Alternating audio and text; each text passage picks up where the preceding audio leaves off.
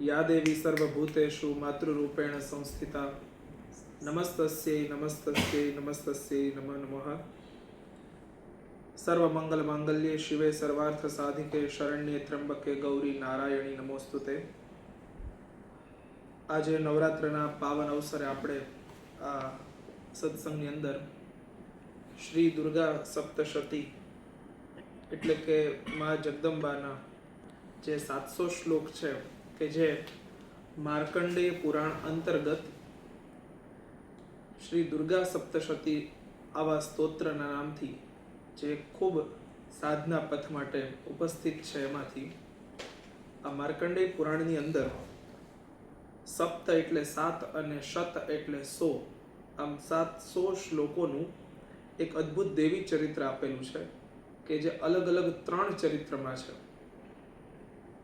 આની અંદર ટોટલ 13 અધ્યાય છે અને પ્રથમ અને દ્વિતીય અધ્યાયમાં પ્રથમ ચરિત્ર છે, ત્યારબાદ તૃતીય, ચતુર્થ, પંચમ આવી રીતે 2 અધ્યાય બીજા છે અને પછી 5માંથી ત્રીજું ચરિત્ર, આમ 3 ચરિત્રમાં આપેલા છે.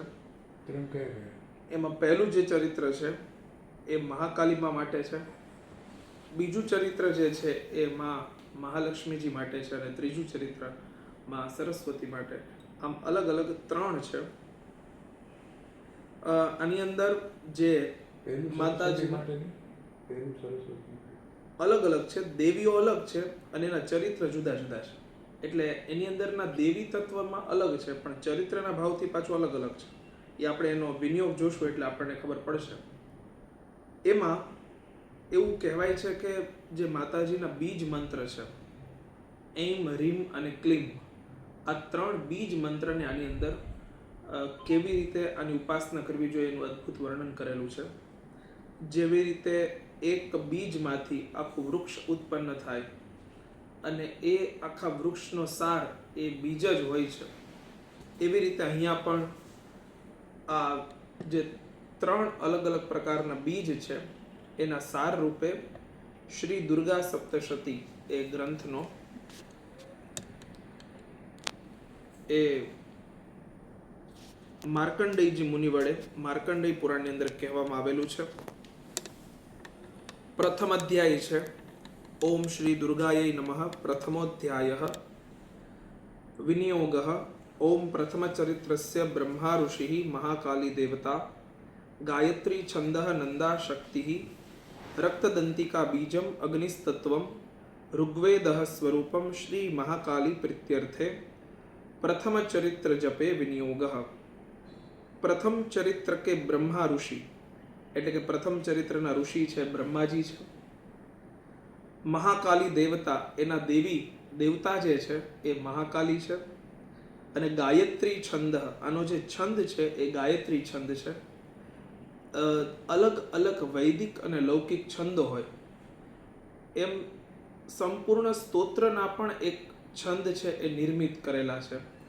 કોઈ એક મંત્ર હોય એનો પણ છંદ હોય, એક શ્લોક હોય એનો પણ છંદ હોય. છંદ એટલે કે મીટર, એક માપ કે જેના વડે કોઈ મંત્ર કે શ્લોક એ રચાય. તો અહીંયા ગાયત્રી છંદ છે.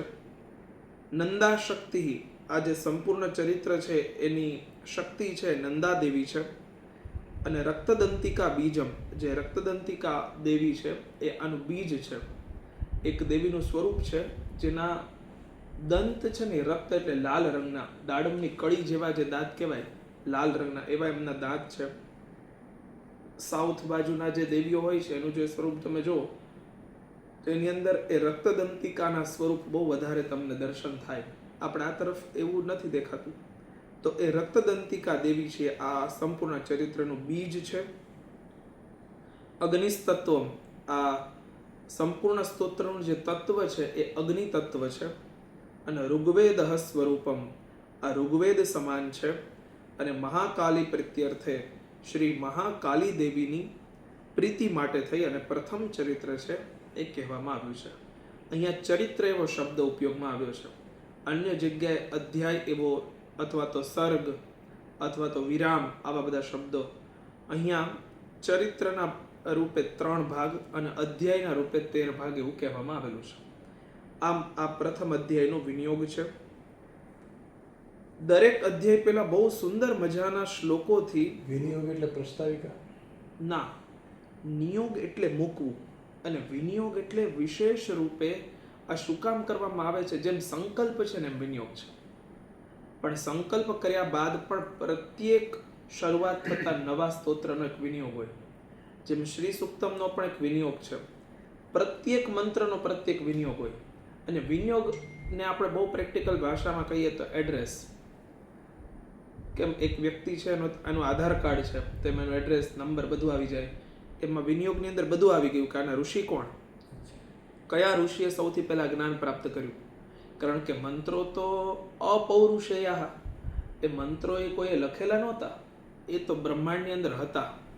તો એને કોઈ પર્ટિક્યુલર ઋષિ આત્મસાત કર્યા. જેમ વિશ્વામિત્રજી આ ગાયત્રી મંત્ર, તો આત્મસાત કરવાનો અર્થ એ થાય કે જ્યારે તપશ્ચર્યા કરે તો એમની તપશ્ચર્યાના ફલરૂપે જે અદ્ભુત જ્ઞાન છે એ કોઈ એક શબ્દ રૂપ ધારણ કરે અને શબ્દ રૂપે મૂર્તિમંત બને અને મૂર્તિમંત થઈને એ પોતે દર્શન આપે અને એ ઋષિ એ મંત્રને જુએ અને જુએ એટલે એ મંત્રનું એને જ્ઞાન થાય એ શબ્દ રૂપે, એનો અર્થ એમને સમજાય અને પછી એમને લખે. એટલે એ ઋષિના એ મંત્રના મંત્ર દ્રષ્ટા એ ઋષિ થયા. એટલે એ મંત્ર છે ને સૌથી પહેલો જેણે સિદ્ધ કર્યો અથવા તો જાણ્યો એ કોઈ એક પર્ટિક્યુલર ઋષિ હોય. આવી રીતે પ્રત્યેક મંત્રના એક એક ઋષિઓ છે. એટલે જેવડો વેદ થાય ને એવડા જ પ્રત્યેક મંત્રના એક એક વિનિયોગનો પણ એક આખો ગ્રંથ છે. તો પ્રત્યેક મંત્ર છે એ શું છે, એની પાછળની ભૂમિકા શું, એનો બેઝ શું છે, તો એ વિનિયોગ કહેવાય. નિયોગ એટલે રાખવું, મૂકવું, યોગ એટલે જોડવું, ને વિનિયોગ વિશેષ રૂપે આ કેવી રીતે પ્રગટ થયું એ આખું જે છે એ વિનિયોગ છે. એટલે કોઈ પણ જપ કરતા પહેલા એનો વિનિયોગ આવે. જેમ પ્રાણાયામ કરતા પહેલા પણ એનો વિનિયોગ આવે. પ્રણવસ્ય પરબ્રહ્મ ઋષિ પરમાત્મા દેવતા દેવી ગાયત્રી છંદ પ્રાણાયામે વિનિયોગ. આમ જળ મૂકીને પછી પ્રાણાયામ થાય. આવી રીતે પ્રત્યેક મંત્રના એક એક વિનિયોગ હોય. એમ અહીંયા આ ચરિત્ર પહેલાનો વિનિયોગ છે. આપણે જે શ્રી સૂક્ત રેકોર્ડ કર્યું ને એના પહેલા વિનિયોગ બોલવામાં આવે છે. એ આખું જે છે એમાં સૌથી પહેલા વિનિયોગ જ આવે છે. તો એ સૌથી પહેલા વિનિયોગ હોય અને પછી કોઈ પણ સ્તોત્ર કે મંત્ર છે એનો પ્રારંભ થાય. સૌથી પહેલા ધ્યાન કરેલું છે, બહુ અદ્ભુત અદ્ભુત શ્લોકોથી ધ્યાન કરેલા છે. ઓમ ખડગમ ચક્રગદેશુ ચાપ પરિઘાન ચૂલમ ભુષુંડિમ શિરઃ શંખમ સંદધતિમ કરૈસ્ત્રીનયનામ સર્વાંગભૂષાવૃતામ નીલાશ્મદ્યુતિમાસ્ય પાદદશકામ સેવે મહાકાલિકામ યામસ્તૌત સ્વપિતે હરૌ કમલજો હંતુમ મધુમ કૈટભમ.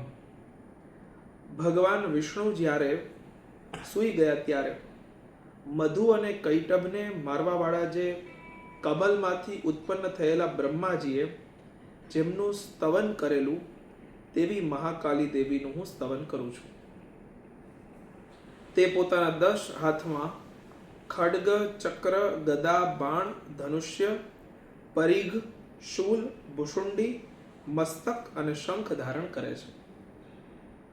એમને 3 નેત્ર છે. એમના સમસ્ત અંગોમાં દિવ્ય આભૂષણો વિભૂષિત છે અને એમના શરીરની કાંતિ એટલે કે પ્રકાશ એ નીલમણિ જેવો છે અને એમને 10 મુખ અને 10 ચરણ છે. એવી આ દેવીને સૌ પ્રથમ બ્રહ્માજી પ્રણામ કરે છે. આ પ્રથમ અધ્યાયના સાધ્ય દેવી છે, જે જગદંબાનું એક સ્વરૂપ છે, એમનું અહીંયા વર્ણન કર્યું. ધ્યાનના શ્લોકો એટલા માટે પ્રથમ આપવામાં આવે છે કે એના વડે જે તે ચરિત્રથી એ જે તે દેવીનું સ્વરૂપ છે એ હૃદયની અંદર બને. જો આપણે ત્યાં એક યંત્રથી પૂજા થાય છે અને એક મૂર્તિની પૂજા થાય છે. જેમ કે શ્રી યંત્ર, તો એ દેવીનું એક યંત્ર છે. એમ જગદંબાનું પણ એક યંત્ર સ્વરૂપ હોય અને એક મૂર્તિ સ્વરૂપ હોય. કૃષ્ણનું આવી રીતે દરેક પ્રત્યેક પૂજા કરે છે યંત્રની. હા, એ ઓવરવ્યૂ હોય છે ને યંત્રનો, એ દોરેલું હોય છે. હા, એ જ્યોગ્રાફીમાં ઉપરથી જુઓ તો શું લાગે એવું હોય ને, એવું હોય. અલગ અલગ યંત્રોના અલગ અલગ ભાવ હોય. જેમ કે શ્રી યંત્ર છે ને કુર્મ પૃષ્ઠ હોય, ગજ પૃષ્ઠ હોય અથવા તો ભૂમિ પૃષ્ઠ હોય. એ સીધું હોય કાં તો ગોળ હોય કાં તો કુર્મની ઉપર હોય, તો એ દરેક જે તે સાધક છે એને એના ગુરુ જે ચિહ્ન એ પ્રમાણે તેને તે સાધના કરવાની હોય. તો અમુક સંન્યાસીઓ માટે અલગ વસ્તુ છે, ગૃહસ્થીઓ અલગ વસ્તુ છે, સાધક માટે અલગ છે. કઈ ધાતુનું યંત્ર હોવું જોઈએ એ પણ અલગ છે. આપણે ત્યાં આમાં જેવો એક પ્રયોગ છે કે ગોરોચના લક્તક કુમકુમેન, ગોરોચન અને કુમકુમ અને કપૂરથી, કર્પૂર પૂર્ણ મધુત્રયણ, કપૂર ને મધ નાનાથી એક વિલિખવા યંત્રમ, એ વિલિખ્ય એટલે લખીને કોઈ યંત્ર ને પછી એ જો કોઈ કરે તો ભવિત સદાધારે તે પુરારી, તો શિવજી છે એને હંમેશા પોતાના ચરણોમાં લે. તો એવું પણ એક છે કે આપણે કાગળ ઉપર દોરીને પણ પૂજા કરી શકીએ, કારણ કે યંત્ર છે ને એ શરીર સાથે સીધું જોડાય છે. જે યંત્રની ઉપાસના કરવામાં આવે એ પ્રમાણે શરીરમાં આકૃતિ થાય, અને પછી યંત્રના અમુક અમુક ભાગોની અંદર જે અમુક અમુક દેવતાઓ છે એનું પર્ટિક્યુલર નામ લઈ લઈને જ્યારે એનું આવાહન અને સ્થાપન થાય ત્યારે જે 12 મૂર્તિમાં થાય ને બધું શરીરમાં થાય. એટલે મૂર્તિ કરતાં યંત્ર પૂજા બહુ ઉપરના લેવલની છે. મૂર્તિ છે એની અંદર અંગો પ્રત્યંગોની પૂજાઓ થાય છે. એટલે આપણે જ્યારે ષોડશોપચાર પૂજા થાય તો સૌથી પહેલા આવાહન થાય. ષોડશ એટલે 16, ઉપચાર એટલે ઉપચાર, 16 ટાઈપ્સ ઓફ સર્વિસ એમ કહી શકાય કે આપણે 16 પ્રકારે ભગવાનની પૂજા કરીએ. તો એમાં સૌથી પહેલા ધ્યાન આવે કે આ જે સ્વરૂપ મારી સામે છે ને એનું ધ્યાન કરું છું, અને એ જ ધ્યાન વડે સ્વરૂપને હું હૃદયની અંદર પધરાવું છું, અને હું બહાર પૂજા કરું છું ને અંદર પણ પૂજા કરું છું. એટલે આંગિકી પૂજા જે થાય છે અંગોની, એની સાથે સાથે માનસી પૂજા પણ એ કન્ટિન્યુ રહેવી જોઈએ. તો શારીરિક પૂજા પણ થાય અને માનસિક પૂજા પણ થાય. એની અંદર 2 પૂજા, એક નિર્ગુણની પૂજા, એક સગુણની પૂજા. જેમ કે સાકારની પૂજા, નિરાકારની પૂજા, એવી રીતે મૂર્તિની પૂજા અને યંત્રની પૂજા. શાલિગ્રામજી છે તો એ નિરાકાર છે, એની અંદર કોઈ આકૃતિ નથી. યદ્યપિ પદ્મ પુરાણ, ગરુડ પુરાણમાં એમાં બહુ બધા આકારની વાત છે. દશાવતારના 10 અલગ અલગ શાલિગ્રામજી હોય, શંખાકાર, ચક્રાકાર, આવા બધા હોય. પણ આમ એનો કોઈ પર્ટિક્યુલર આકાર નથી. અને શિવલિંગ છે તો એનો એક નિશ્ચિત આકાર છે, એની અંદર કોઈ શેપ નથી. એ નિરાકાર ઓંકાર મૂલમ તુરિયમ એવી વાત છે. અને શિવજી જે છે એમનું એક સ્વરૂપ પણ છે, શિવાવતાર છે. તો એ નિરાકારની પણ પૂજા છે, સાકારની પણ પૂજા છે. આવી રીતે યંત્રની પૂજા છે અને મૂર્તિની પૂજા છે. તો યંત્રની અંદર પણ ધ્યાન થાય, મૂર્તિની અંદર પણ ધ્યાન થાય. ધ્યાન પછી આવાહન થાય કે અમે એ દેવતાને આ અમુક પ્રકારની ધાતુઓમાં એમનું આવાહન કરીએ છીએ. જેવી રીતે હવા બધે જ છે પણ એને કોઈ જગ્યાએ પેક કરવામાં આવે, જેમ કે ફુગાની અંદર હવા છે, હવે ફુગોય પડેલો છે ને હવાય પડેલી છે, પણ ફુગાને ફૂલાવો હશે તો અમુક હવાને ફુગાની અંદર નાખવો પડશે. શ્વાસ છે એ લેવા માટે આ હૃદય નામની એક વસ્તુ છે કે એની અંદર શ્વાસ જાય છે અને શ્વાસ છોડાય છે, આખી એક પ્રક્રિયા થાય છે, શરીર જીવે છે. ખરેખર હવા બધે જ છે, તો હવાને બહાર રાખી દો, શરીરને બંધ કરી દો તો એનાથી કંઈ થશે નહીં. એક વે જોઈએ, એક માધ્યમ જોઈએ. બસ આવી જ રીતે ઈશ્વર દરેક જગ્યાએ છે. મૂર્તિની અંદર એનું આવાહન કરવામાં આવે છે. અને આવાહન એટલે કે તે આવે એટલે એક પ્રકારનું વેલકમ કે તમે અહીંયા આવીને બેસો. અને અમે જે પ્રત્યેક કણકણમાં બિરાજમાન જે ઈશ્વર છે ને એને અમે અહીંયા નિમિત્ત બનાવીને પૂજીએ છીએ. અને પછી ભગવાનની ત્યાં પૂજા કરે. ધ્યાન થઈ જાય પછી આવાહન થાય, પછી એમને આસન આપવામાં આવે, પછી એમના ચરણોમાં જલ પધરાવવામાં આવે, એટલે પાદ્ય જલ. પહેલા કોઈ આવતું ને તો સૌથી પહેલા અતિથિ આવે, ઋષિ આવે, ગુરુજન આવે તો સૌથી પહેલા ચરણ પ્રક્ષાલન કરે, કે ચાલીને આવતા. તો ચાલીને આવે તો એ કેટલું બધું એમને શ્રમ થયો હોય. એટલે ઉષ્ણોદકમ નિર્મલમ ચ, ચોખ્ખું અને ગરમ જળ, એ થોડું થોડું ગરમ નવશેકું પાણી કરીને એમના ચરણો પખાડવામાં આવતા. એને આપણે ગુજરાતીમાં અહીંયા કહીએ પખાડવા. તો ચરણ પખાડી અને પછી એમની પૂજા થતી. અને ત્યાર પછી પાદ્ય થઈ જાય પછી અર્ઘ્ય. અર્ઘ્ય એટલે કે એમના હાથની અંદર અર્ઘ્યનું પાત્ર આપવામાં આવે. એની અંદર અમુક નિશ્ચિત પદાર્થો હોય, જેમ કે પંચામૃત હોય, ફળના રસ હોય, એની અંદર બધી માંગલિક વસ્તુ હોય, અને એમના હાથમાં આપવામાં આવે. અને એ જળનું અથવા તો એ પંચામૃતને પાન કરે એ જળ પીવે અથવા તો એ પંચામૃત પીવે. અત્યારના સમયમાં એ જ કોન્સેપ્ટ આવી ગયો વેલકમ ડ્રિંક. કોઈ આવે ઘરે એટલે જે મેઇન કોર્સ આપવાનો એના પહેલા વેલકમ ડ્રિંક આપવામાં આવે. એ બહુ લાઇટ હોય. પહેલાના સમયમાં લોકો ચાલીને આવતા એટલે એ લોકોની બહુ બધી ઇમ્યુનિટી પાવર કે સ્ટેમિના જે છે એ બહુ ડાઉન હોય. તો એમને ત્યારે પંચામૃત પીવડાવવામાં આવતું, એમને ફળના રસ પીવડાવવામાં આવતા કે તમારી જે યાત્રા છે એ તો બહુ કષ્ટદાયી હતી. તો મનુષ્ય સુધી પહોંચે તો એટલો કષ્ટદાયી હોય તો એવો ભાવ કે દેવતાઓ તો પોતાના લોકથી આ મૃત્યુ લોક સુધી આવે છે, અને એ પણ ફક્ત પૂજા સ્વીકારવા માટે. કારણ કે તે સમયે જ્યારે મૂર્તિઓ નહોતી ત્યારે તો પ્રત્યક્ષ જ દેવતા આવતા. તો પ્રત્યક્ષ દેવતાઓ આવતા તો ક્યાંથી આવે કે જ્યારે કોઈ ઋષિ પોતાના આશ્રમમાં, જેમ કે આપણે ભાગવતજીમાં જોયું કે કરદમ ઋષિ તપશ્ચર્યા કરે છે તો ભગવાન પ્રગટ થઈને આવે છે. તો વૈકુંઠ લોકથી ભગવાન આવે છે તો એવો ભાવ કે પછી એમની 1650 પૂજા કરે કે ભક્ત માટે તો એ ભગવાનને બહુ કષ્ટ થયું કે તમારે મારા લીધે આવવું પડ્યું. તો એ અર્ઘ્યદાન કરવામાં આવે. સૂર્યને એટલા માટે આપણે અર્ઘ્ય આપીએ છીએ, રોજ આપણે એમનું સ્વાગત કરીએ છીએ કે તમે પધાર્યા. એટલે નિત્ય અર્ઘ્ય આપવાની વાત છે એમાં. તો સૂર્યને જળના રૂપમાં અર્ઘ્ય આપવામાં આવે છે. એની અંદર ચંદન કે પુષ્પ એ પધરાવીને પછી અર્ઘ્યનું દાન. તો એનું એક પર્ટિક્યુલર પાત્ર પણ હોય, એ આમ હથેળીની અંજલિ જેવું હોય, અને એના વડે અર્ઘ્ય દાન કરવામાં આવે. અને એ અર્ઘ્ય પછી આચમન કરાવવામાં આવે, એટલે જળપાન કરાવવામાં આવે.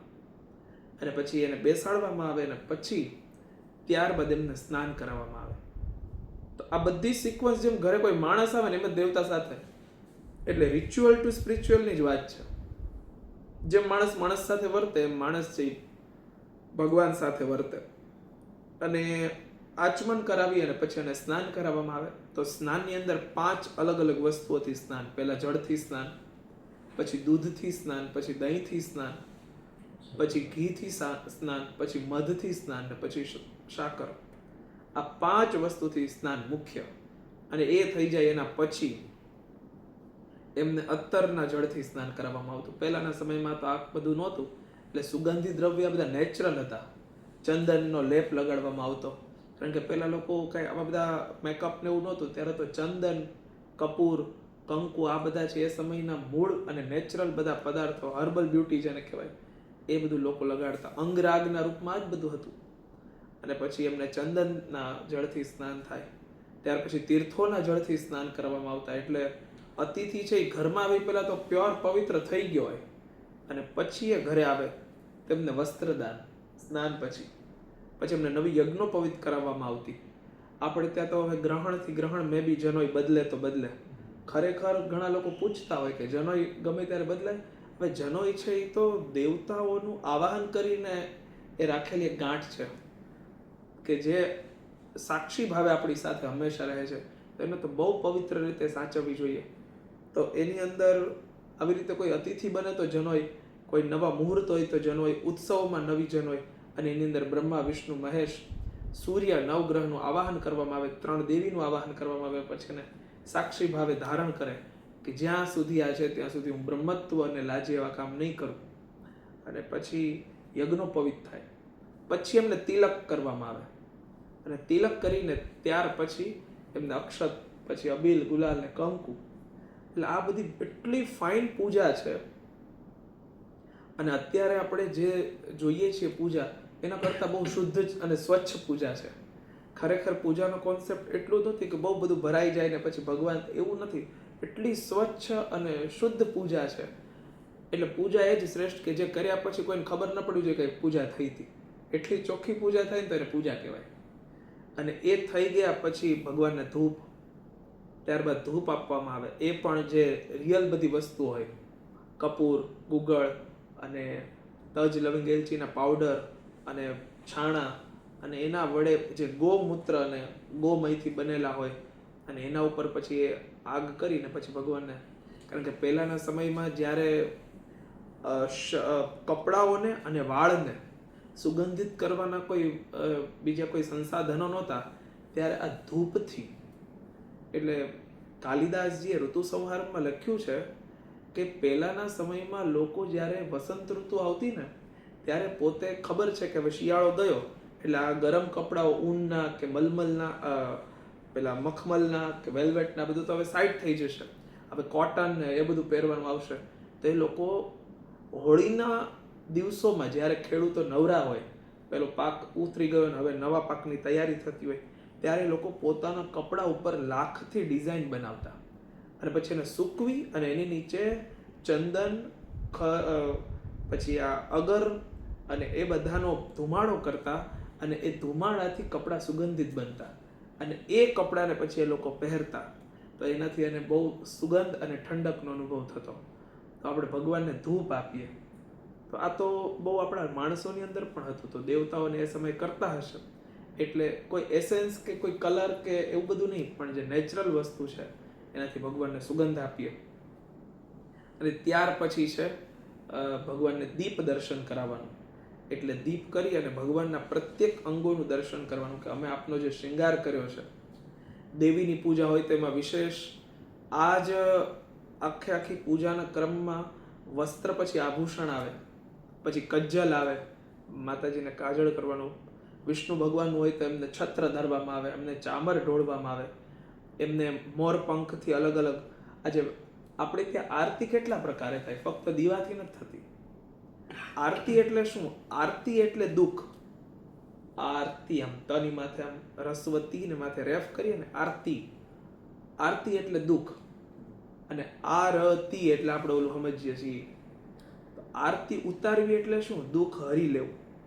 એટલે આરતી ઉતારનારા એમ સમજે કે ઓહો અમે તો બહુ, એટલે ભગવાનની આરતી ઉતારે જ ભગવાનની ઉપરથી આપણે એની નજર ઉતારીએ છીએ કે અમે જે આપની પૂજા કરી, તમે એટલા સુંદર અને અમને એટલા પ્રિય લાગો છો, કારણ કે સતત જે આટલા ઉપચારો ધરે છે ને બીજે કંઈ ધ્યાન જ નથી. તો પછી એ ભગવાનના એક એક અંગોની એ આરતી ઉતારે છે અને પછી ભગવાનની નજર ઉતારે છે. એટલે પહેલા દીપથી, પછી એના ઉપર ચામર ઢોળે, ભગવાનને હવા અલગ અલગ, એ ચામરની અંદર પણ અલગ અલગ ઇત્ર લગાડેલા હોય અને એનાથી પછી હવા ભગવાનની ઉપર, પછી વ્યજનથી, અને ત્યાર પછી મોરપંખ. એ મોરપંખનો ભાવ એવો છે કે ભગવાનને જ્યારે કોમળ મોરપંખ અડે તો ભગવાન છે એનાથી પ્રસન્ન થાય છે. જેમ કોઈના મોરપંખ અડાડે તો મોરપંખથી ભગવાન હસે, ભગવાનનો મુખોલ્લાસ થાય. અને ત્યાર પછી શંખથી ભગવાનની નજર ઉતારી અને પછી એ જળ બધા ઉપર છાંટવામાં આવે. કે આ જે ભગવાન ઉપરથી જે ઉતરેલું જળ છે એવું કહેવાય કે જે આખું 3 વખત ભગવાનના શ્રી અંગનું જળ ઉતારી અને જેના ઉપર છાંટવામાં આવે એને બ્રહ્મ વિદ્યાનું જ્ઞાન થાય છે. મૂંગા હોય એને વેદનું જ્ઞાન થઈ જાય ને બોલવા લાગે. તો શંખમાં તો એ તાકાત જ છે. ધ્રુવને તો ભગવાને શંખ પોતાનો અડાડ્યો હતો અને ધ્રુવજીને વાણી ફૂટી, આપણે આગળ આવશે ભાગવતજીમાં. તો ભગવાનનો જે શંખ છે એની તાકાત છે એ આવી જાય એમાં. અને ત્યાર પછી એ થઈ ગયા પછી ભગવાનને નૈવેદ્ય ધરવામાં આવે અને નૈવેદ્ય ધરી, ધૂપ દીપ અને પછી નૈવેદ્ય ધરી અને પછી ભગવાનને સૌ પ્રથમ તો નૈવેદ્યનો ભોગ લાગે. એમાં 5 વસ્તુથી ભગવાનને જમાડવાનો વાત છે. પ્રાણાય સ્વાહા, અપાનાય સ્વાહા, વ્યાનાય સ્વાહા, ઉદાનાય સ્વાહા અને સમાનાય સ્વાહા. એટલે 5 જે પ્રાણ છે ને, જેનાથી આખું આ જગત બન્યું છે, પ્રાણ, અપાન, વ્યાન, ઉદાન અને સમાન, એ 5 વાયુથી ભગવાનને આપણે ભોજન અર્પણ કરીએ છીએ. કે આ 5 પ્રાણ પુષ્ટ થાય એટલે માણસનું શરીર પુષ્ટ થાય.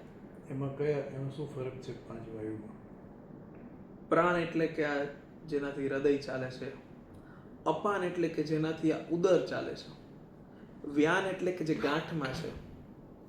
પછી ઉદાન એટલે કે જેનાથી વિચાર, સાંધાઓ, આ બધું જે છે. અને સમાન એટલે કે જે બધામાં સ્થિરતાથી જોડાયેલો છે. એટલે 5 જે વાયુ છે ને આખા શરીરમાં વ્યાપ્ત છે. 5 પ્રાણ છે ને ધીરે ધીરે જીતતા જાય ને, સમાન, ઉદાન, વ્યાન, અપાન અને પ્રાણ. તો આમ પછી પ્રાણથી ઉપર થઈ જાય. ઉપરતી જે શબ્દ છે, પ્રાણથી ઉપરતી, એ આ જે સમાધિમાં થાય એ. પછી પ્રાણ એક જગ્યાએ હોય અને વ્યક્તિ બીજી જગ્યાએ હોય. જેમ શંકરાચાર્યજીએ પહેલા પોતાના શાસ્ત્રાર્થની અંદર જ્યારે પેલી એ પૂછ્યું કે મારે તો તમને કામ સંબંધી પ્રશ્ન પૂછવા છે, ભલે તમે સંન્યાસી હોય. તો શંકરાચાર્યજી કે કઈ વાંધો નહીં, હું જાણીને આવું, તમે મને સમય આપો. અને પોતાનું શરીર છોડે છે અને શિષ્યોને કહે છે કે તમે શરીર સાચવજો અને હું જઈને આવું. એટલે પેલા રાજાને ત્યાં જાય છે. તો આ 5 પ્રાણની ઉપર ચડી જાય પછી એને શરીર અને જીવ આ બે જુદા હોય. અને એ રીતે પોતાના 5 પ્રાણોનું આયામ, એનું નામ જ પ્રાણાયામ. પ્રાણાયામ એટલે શું? પ્રાણ ઉપરનો કંટ્રોલ. ભાગવતજીમાં પૂછ્યું કે સૌથી મોટું બળ કયું? તો જવાબ મળ્યો પ્રાણાયામ પરમ બલમ. સૌથી મોટું બળ છે પોતાના પ્રાણ ઉપરનું બળ, પોતાના શ્વાસ ઉપર. જેણે શ્વાસ જીતી લીધો એને બધું જ જીતી લીધું. આખું સમગ્ર વિશ્વ જીતી શકાય જો પોતાના પ્રાણ ઉપર. એટલે જેણે જેણે પ્રાણ ઉપર કાબુ મેળવી લીધો છે એ લોકોએ વિશ્વને જીતવામાં કંઈ બાકી નથી રાખ્યું. એ લોકો બહુ મોટે પાયે વિશ્વ પ્રસિદ્ધ બન્યા જે લોકોએ પ્રાણ ઉપર કામ કર્યું. તો એ 5 પ્રાણથી ભગવાનને ભોજન કરાવવામાં આવે. ત્યાર પછી ભગવાનને તાંબુલ એટલે કે મુખવાસ ધરવામાં આવે. ત્યાર પછી ફળ ધરવામાં આવે. ત્યાર પછી દક્ષિણા, અને ત્યાર પછી ભગવાનને નમસ્કાર, આરતી, પરિક્રમા, અને પછી ક્ષમાપન, અને પછી પાછું ધ્યાન. એટલે ધ્યાનથી શરૂઆત કરી, પૂજા કરીને પાછું ધ્યાન, અને પછી માણસ છે જપ કરે અથવા તો પોતાની જે કંઈ પાઠ કે ક્રમ છે કરે.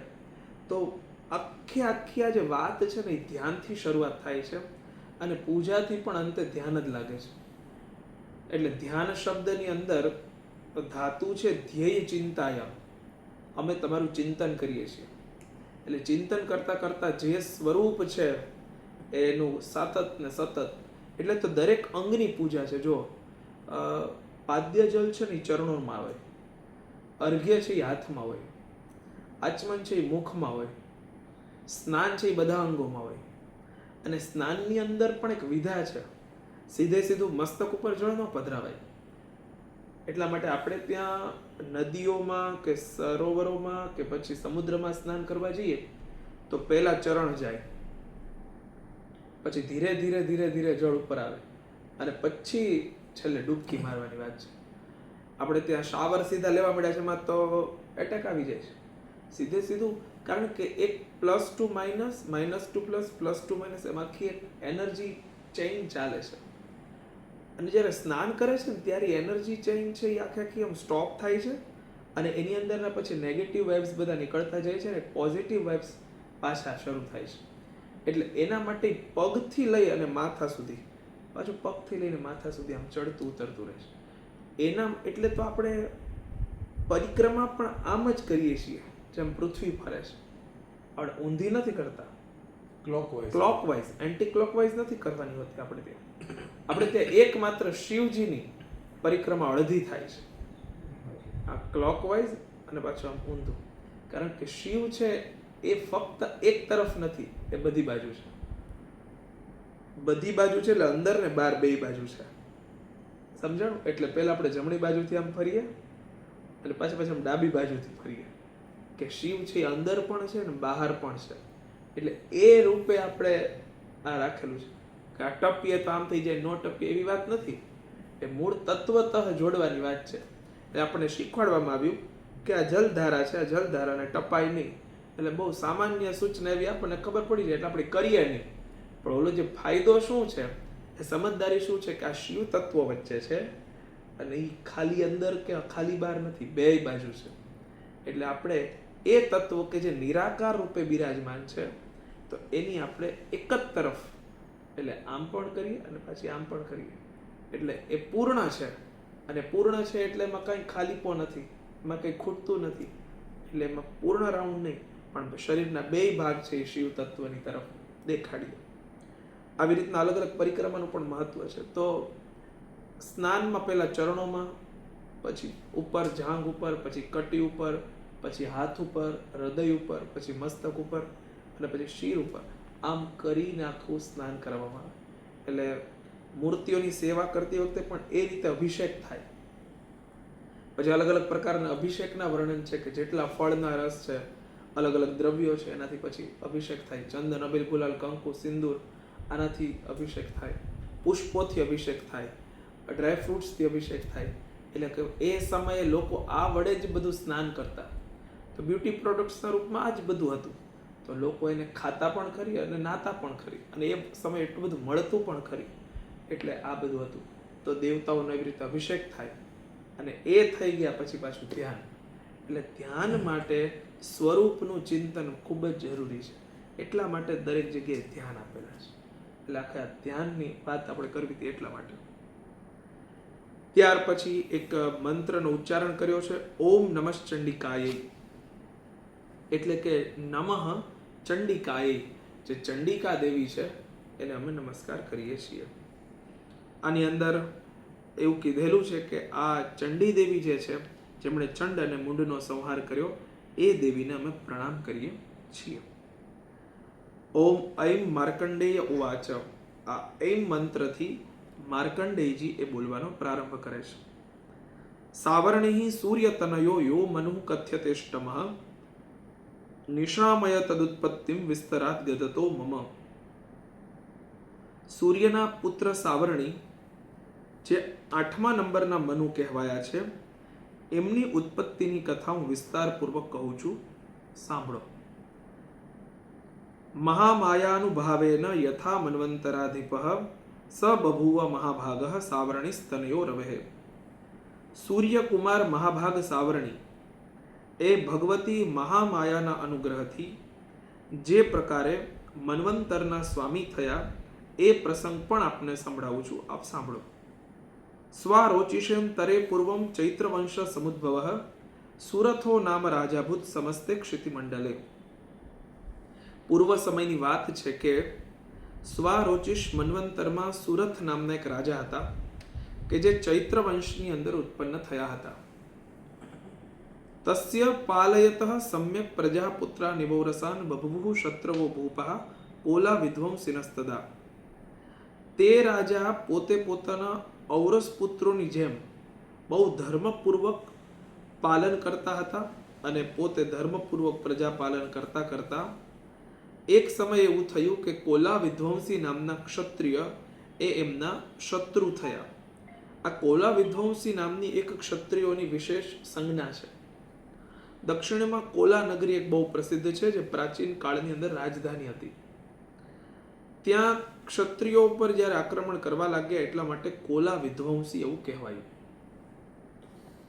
તસ્ય તૈરવત યુદ્ધ મતિ પ્રબલ દંડિનઃ ન્યૂનૈરપી સતૈર્યુદ્ધે કોલા વિધ્વંસી ભીરજીતઃ.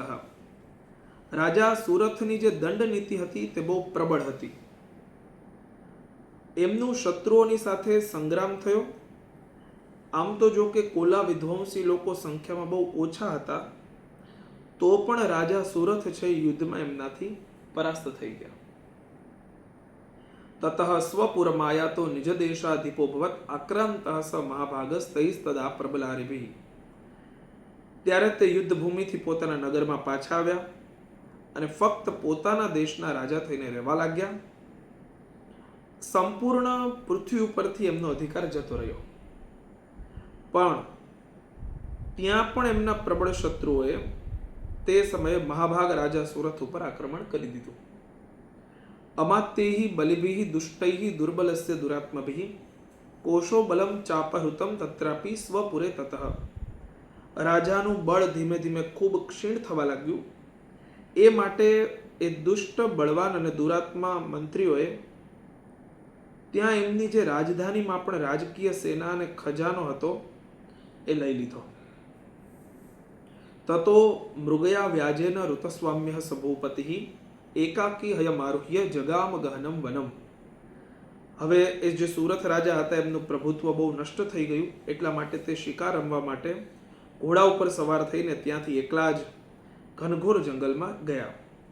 સ તત્ર આશ્રમમ અદ્રાક્ષિત દ્વિજવર્યસ્ય મેધસઃ પ્રશાંતશ્વાપદાકિરણમ મુનિ શિષ્યોપશોભિતમ. ત્યાં એમણે વિપ્રવર મેધા મુનિનો આશ્રમ જોયો.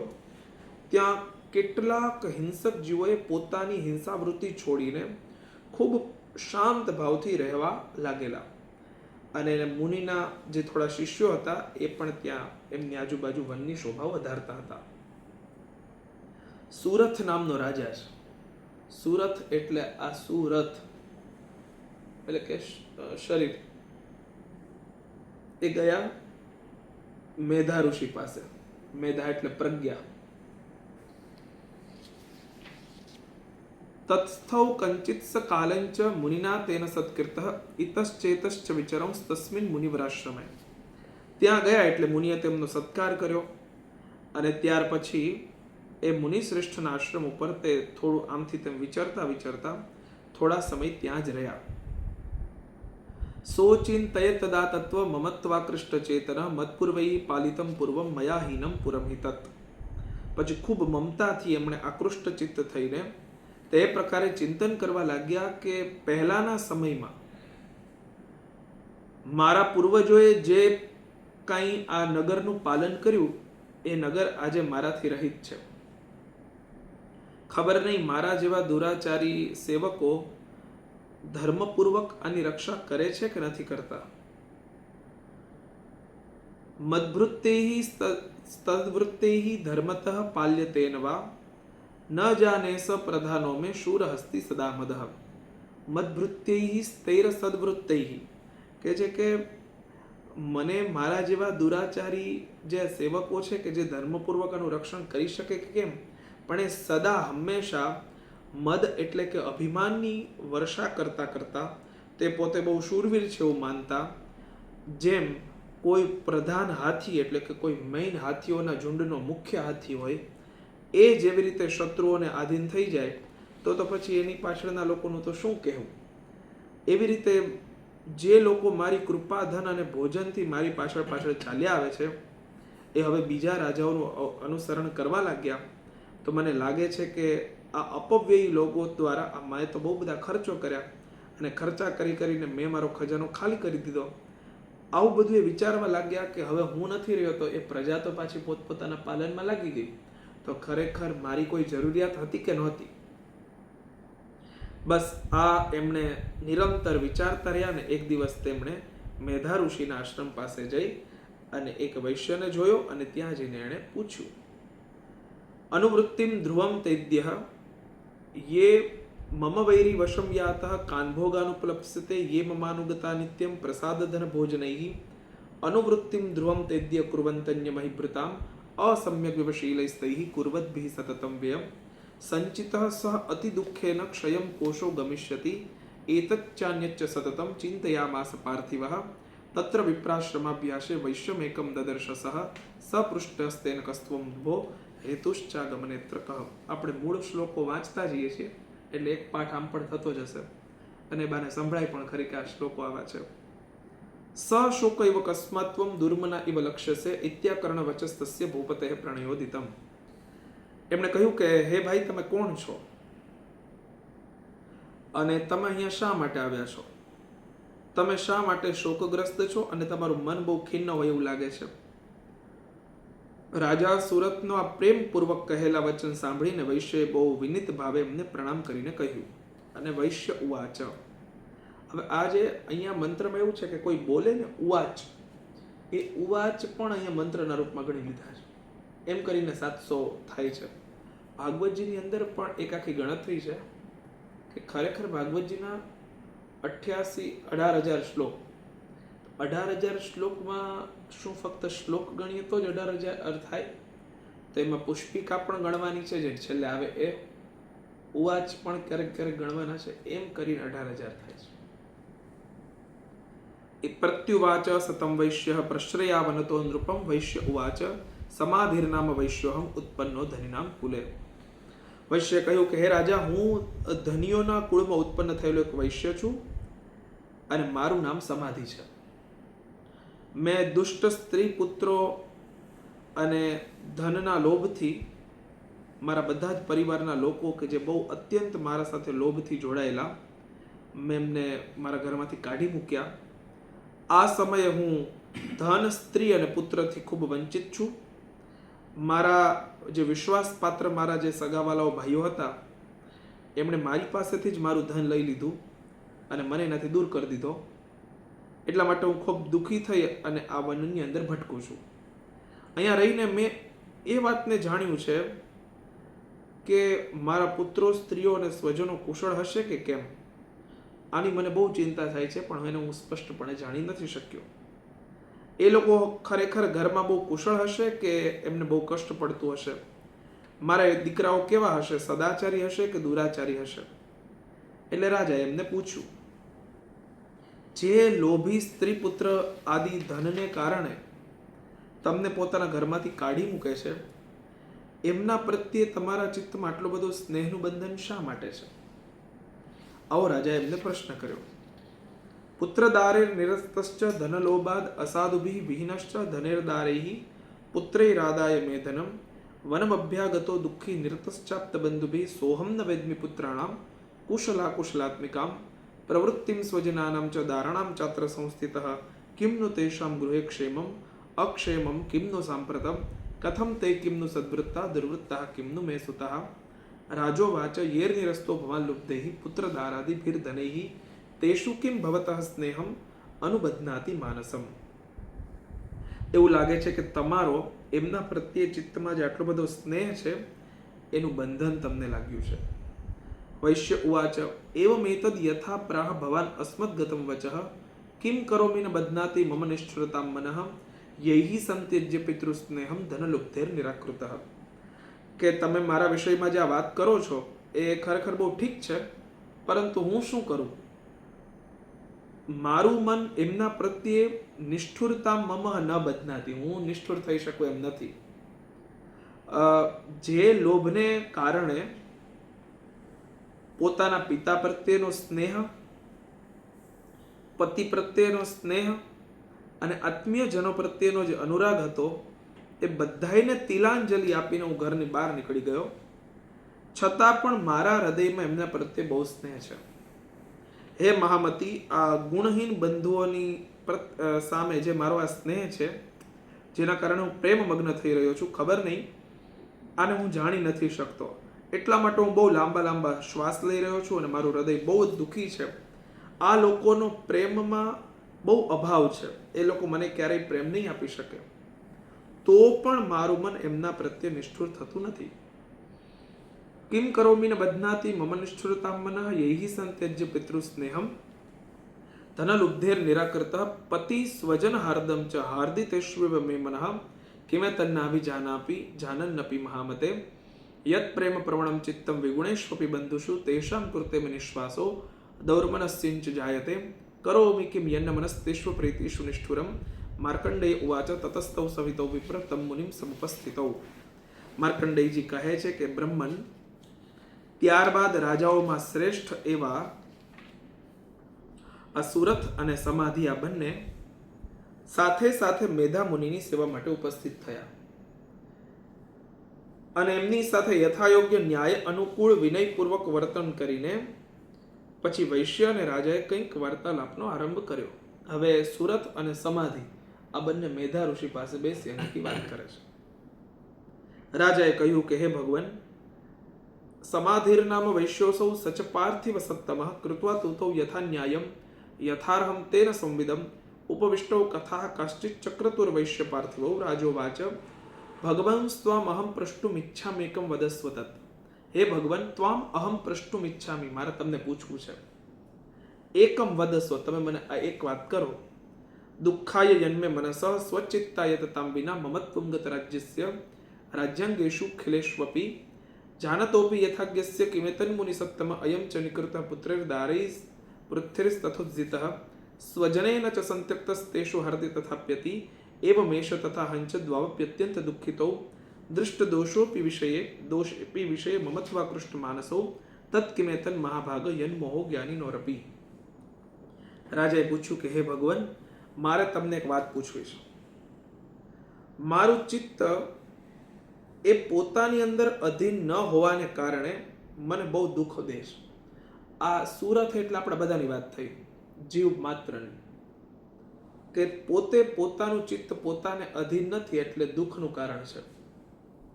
ખરેખર છે ને, આમ એક આખું સર્કલ હોય ને, એનું જે બે બિંદુ કે જ્યાંથી પ્રારંભ થયો હોય ને અંત થયો ને, બહુ બાજુમાં હોય, પણ ખરેખર જડે નહીં, એટલું માઇનોર હોય, પણ ખરેખર ક્યાંકથી વર્તુળ શરૂ થયું છે ને ક્યાંક પૂરું થયું છે, અને એની વચ્ચે એક નાનકડી એવી પાતળી ભેદરેખા છે, અને એ ભેદરેખાને આપણે શોધી શકતા નથી અને ગોળ ગોળ ફરીએ છીએ. એટલે જેને શોધીએ છીએ એ બહુ ક્યાંય નથી. ઓલું છે ને કે આ નવરાત્રની અંદર આપણે જે કાંઈ પણ આ રાસ રમીએ છીએ એ પૂર્ણતાનો જ એક પ્રતીક છે. પૂર્ણમુદચ્યતે પૂર્ણમાદાય. તો એ પૂર્ણતાની માટે થઈને ક્યાંથી શરૂ થાય ક્યાંથી પૂરું થાય એનું કોઈ છે જ નહીં. એ ગમે ત્યાંથી તમે ઘૂસી શકો, ગમે ત્યાંથી નીકળી શકો. તો બસ જીવન એવું છે કે વ્યવહારમાં અને પરમાર્થમાં એ આપણે ફરતા રહીએ છીએ, સાધનામાં પોતાને કે બાહ્ય કંઈ જાણવામાં, એ ખરેખર એની બહુ પાતળી ભેદરેખા છે. ક્યાંકથી શરૂ થાય છે, અંત અસ્તિ પ્રારંભ એના જેવું છે કે ક્યાંક એનો અંત છે પણ પાછો ત્યાંથી. એ બે વચ્ચે આપણે છે ને આખો ફરીએ છીએ. બે ડોટ બહુ બાજુમાં છે પણ એ બેની વચ્ચે આખી એક યાત્રા છે. તો આપણું ચિત્ત છે આવી રીતે ફરતું રહેતું હોય અને એમાં મોટે ભાગે આપણને દુઃખ અનુભવાય.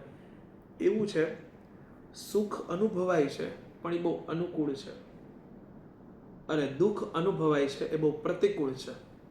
પણ વ્યક્તિ સુખમાં જે અનુકૂળતાનો અનુભવ કરે છે ને એને એટલો વ્યક્ત નથી કરતો જેટલા દુઃખની પ્રતિકૂળતાનો અનુભવ કરે છે. એટલે અનુકૂલત્વમ સુખમ અને પ્રતિકૂલત્વમ દુઃખમ. અનુકૂળતા છે એ જ સુખ છે, પ્રતિકૂળતા છે એ જ દુઃખ છે.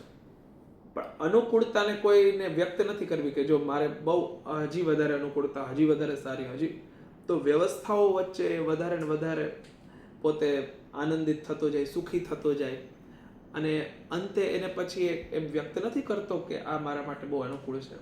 પણ એમાં બહુ નાનકડી એવી પ્રતિકૂળતા પણ જો દેખાય છે તો તરત જ વ્યક્ત કરે છે કે આ પ્રતિકૂળતા છે, અને વ્યક્ત કરે છે ને એ જ એના માટે દુઃખ છે. ખરેખર પ્રતિકૂળતાને એ સ્વીકાર કરતો જાય તો એના માટે દુઃખ નામની કોઈ વસ્તુ જ નથી, પણ ખરેખર પ્રતિકૂળતાને લઈને દુઃખ થાય છે. તો એ ચિત્ત છે એ પોતાને અધીન નથી, એટલા માટે તરત જ એ દુઃખનું કારણ બની છે. તો દુઃખનો જન્મ ક્યાંથી થાય?